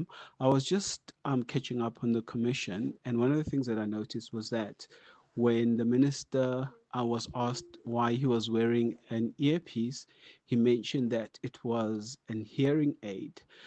And unless I could be wrong on this, but I believe that hearing aid technology has progressed quite a lot, and you wouldn't necessarily have an hearing aid that has wire in it, but I could be wrong. I don't know if it's possible to find out from an expert if those hearing aids are available. Thanks. Yeah, thank you. Quite a bit of homework for us to do. I've just Googled The King and the 99 Coins, a fable that illustrates the destructive nature of need and the importance of gratitude. A king gives a bag with 99 gold coins. I see two versions, one to a servant, the other to a minister, presumably a minister of state, who then becomes obsessed with finding the 100th coin, transforming him from a happy and contented person into a miserable and overworked one who has joined the 99 Club. Didn't know about that. It looks interesting. I will pursue it. 702 Drive, Sports Time. EWN Sport. Some football news in the transfer space. Tolakele Mganga has that story and a few others. Thanks so much, John. And we start with news just in from the MLS. That's where Chicago Fire have confirmed the signing of defender Mbegezeli Mbogazi from Orlando Pirates. He signed a contract until 2029 and will join up with his new team following Bafana Bafana's participation at AFCON. On the pitch, there's just one game in the Betway Premiership this evening with Amazulu away to Golden Arrows in a KZN derby. While in Morocco, Banyana take on the WAFCON runners-up in a friendly. Most of the squad is made up of locally based players, and Linda Mutalo has shared how they've settled. From training yesterday, what I saw was a lot of players that are willing to learn, and I think also they're listening to senior players, and also the coaches are there to help them. So it's players that are willing to learn, and it's players that want to stamp their authority here, so it's good. In the English Premier League, there are 3 games taking place, including Tottenham Hotspur's trip to Newcastle. Thomas Frank faces a crucial week with the club currently on a 3-game losing run. Of course, you don't know to what extent or how it would be or whatever. I just, of course, knew that there would be a lot of scrutiny and focus on small details, wording that way or that way. I'm also a bit pragmatic. It is what it is. I just have to deal with it and sit here and answer the questions in the best possible way I can answer them. And I just get completely reminded that is a very, very good idea. I read nothing. Barcelona defender and captain Ronald Araujo has been granted an indefinite leave of absence as he seeks professional support and treatment. Araujo was missing from Saturday's 3-1 win over Alaves, while manager Hansi Flick initially cited a stomach virus. His last appearance was the 3-0 UEFA Champions League defeat at Chelsea. Switching to France, where Nice's players Jerome Boga and Terem Moffi have been granted sick leave. That's after an attack by their own fans while they're considering taking legal action following the assault on Sunday. That incident happened when the Nice team bus arrived back at the club's training ground following a 3-1 defeat by Lorient. While Boga and Moffi were punched, kicked and spat on, the duo also have said to have suffered racial slurs along the way. And in cricket, the Proteas will play India in the second ODI tomorrow, looking to level the 3-match series.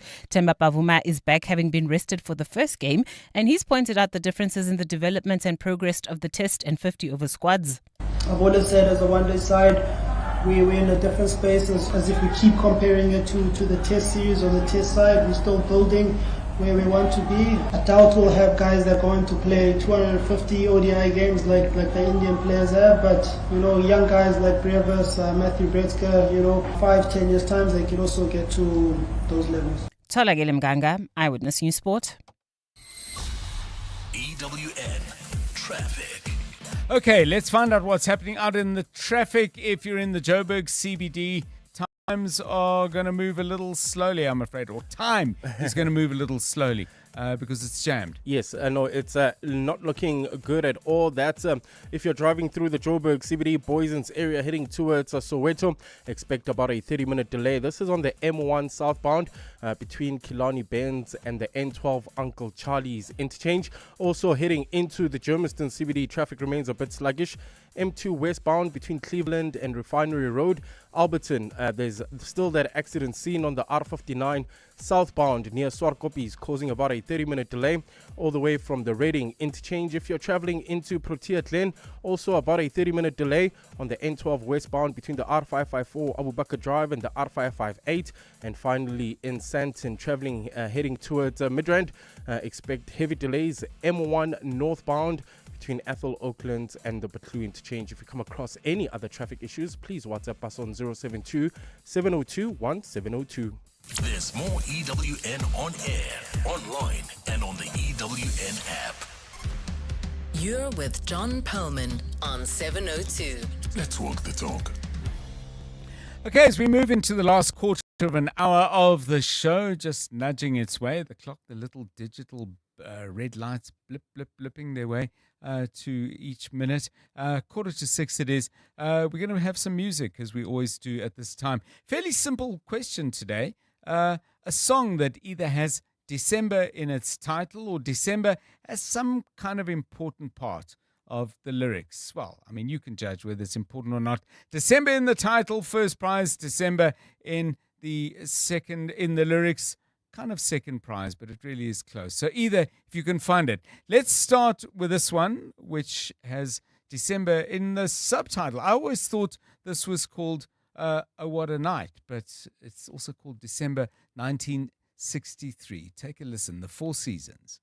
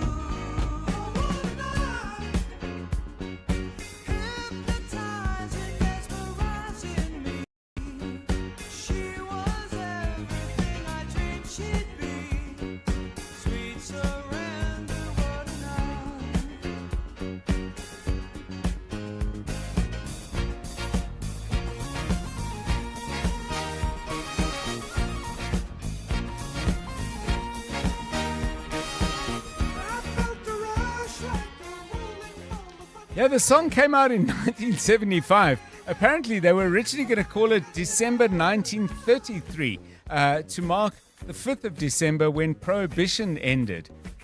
No, I'm not feeling that at all. Anyway, the song was a really great success, number 1 in the United States and number 1 in South Africa. Wikipedia, when they refer to chart success, always refer to Springbok Radio in determining what was number 1 in South Africa. Of course, we had a huge diversity of radio stations then, as we do now. Many, many more now. Yeah, there you go. So the 4 seasons from 1975, as I said. Great song. To me, classic 3-minute pop song. 3 minutes and 21 seconds if you want to be particular. So this is what we are asking you for. Songs that have December in the title or in the lyrics. While you think about it, we'll get ready and see if we can play your tunes. In the last 24 hours, this is what's happened in your world. Just 2 years since its elective conference, the newly reconfigured ANC in the Western Cape will head to the party's National General Council with its paltry 19% support in the last elections top of mind. ANC provincial spokesperson Sifiso Mtsweni says although the party governs in coalitions in several municipalities, it's an undesirable position to be in, and a government of national unity was a tactical move. I think one of the things that we'll then have to assess is how far those positives have gone and whether the positives outweigh the negatives.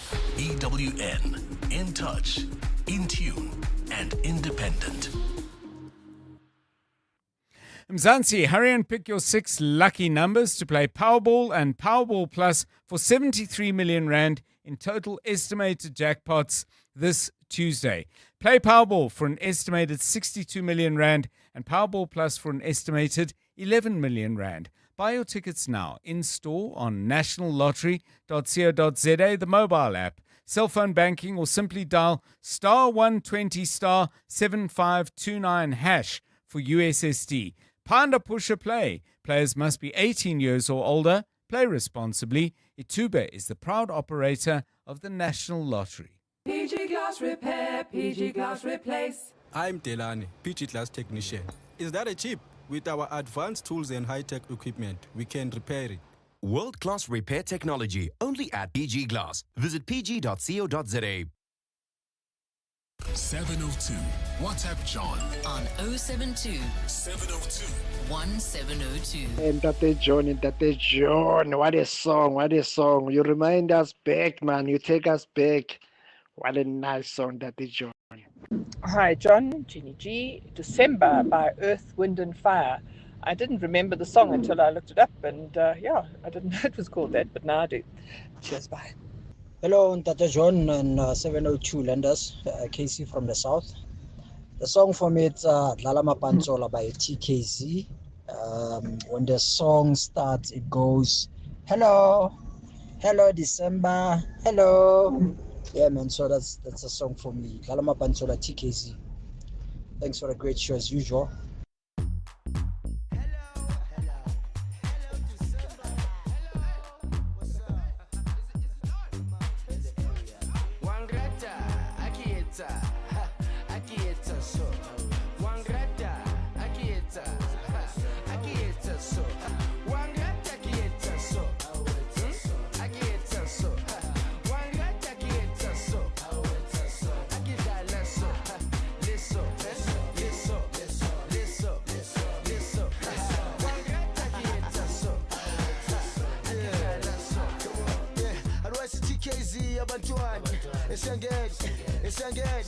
She's mixing up and trying to alright. It's every party.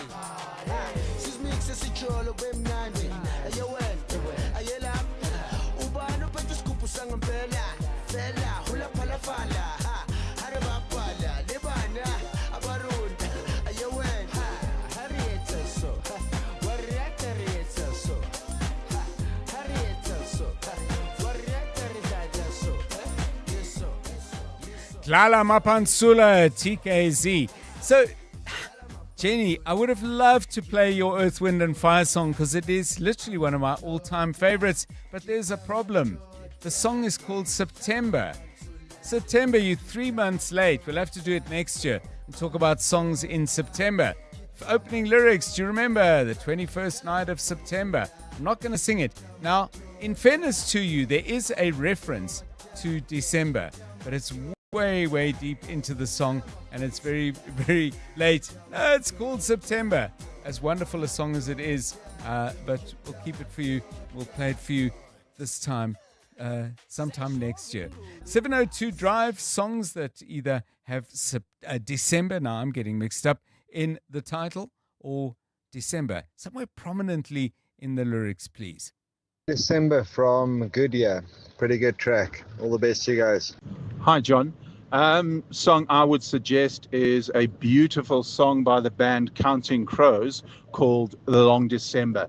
It's a really fantastic tune. Thanks. Cheers.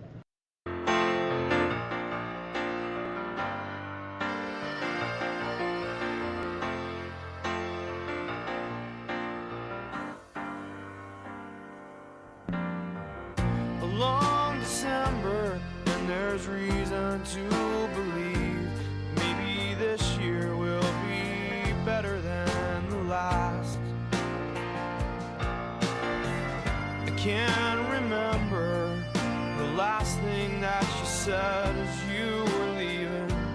Oh, the days go by so fast, and it's one more day up in the canyon, and it's one more night in Hollywood.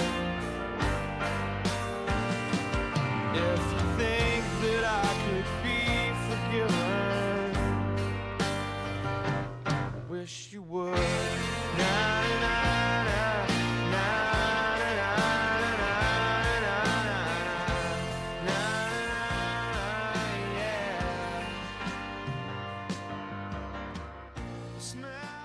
Yeah, that's a beauty, actually. I kind of, that's one of those songs. Came out in 1996, and I kind of listened to it and think, okay, I know that song. When I heard the title, I thought, Long December, I don't think I know that.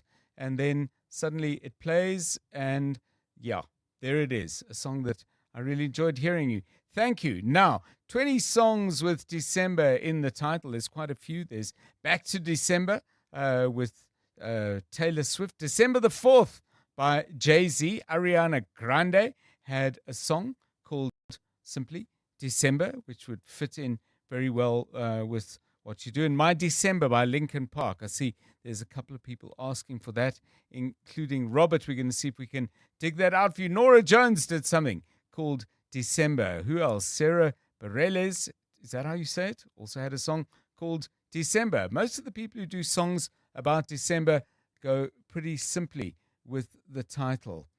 Yeah, and some of them sort of, I wouldn't say maudlin. Okay, now here we go.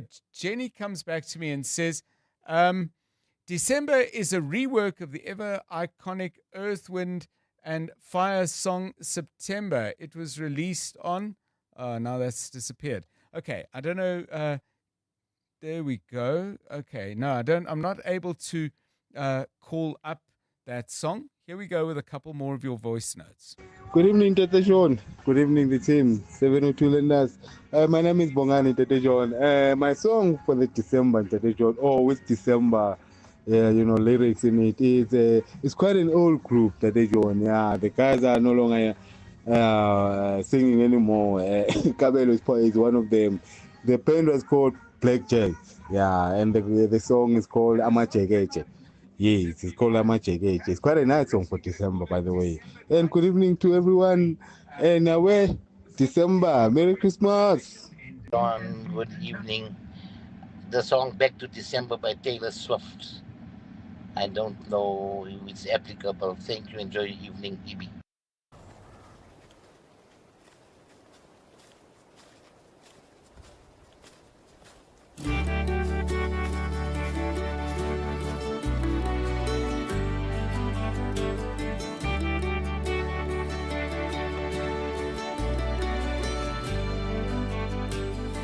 I'm so glad you made time to see me. How's life? Tell me, how's your family? I haven't seen them in a while.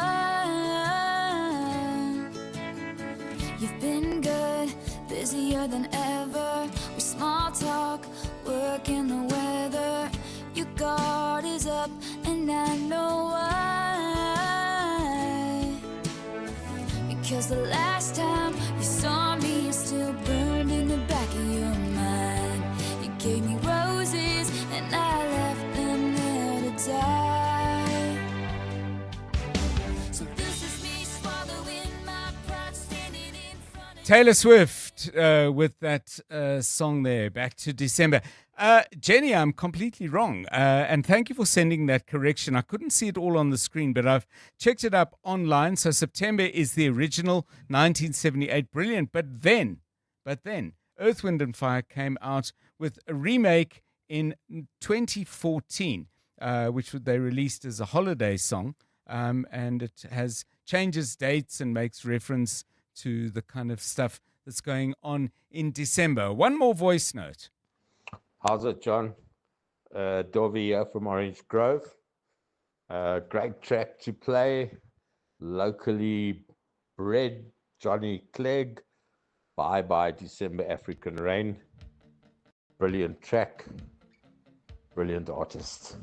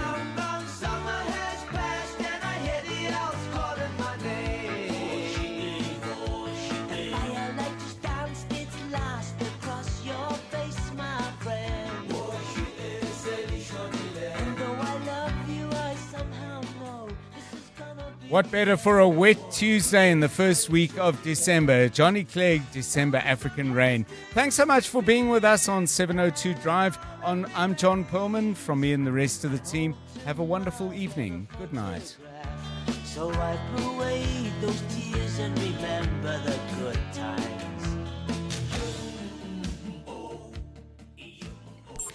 And now, The Money Show. With Stephen Grootes, live on 92.7 and 106 FM. Streaming on the Prime Media Plus app. And DSTV channel 856.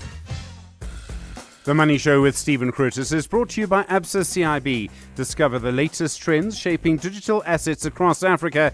Download the ABSA Africa Digital Assets Insights 2025. Good evening on your Money Show tonight. Our economy grows again, but fixed capital formation and construction do seem to be moving up slightly. The Competition Commission says 8 shipping companies colluded for a decade in shipping goods from Durban to Asia.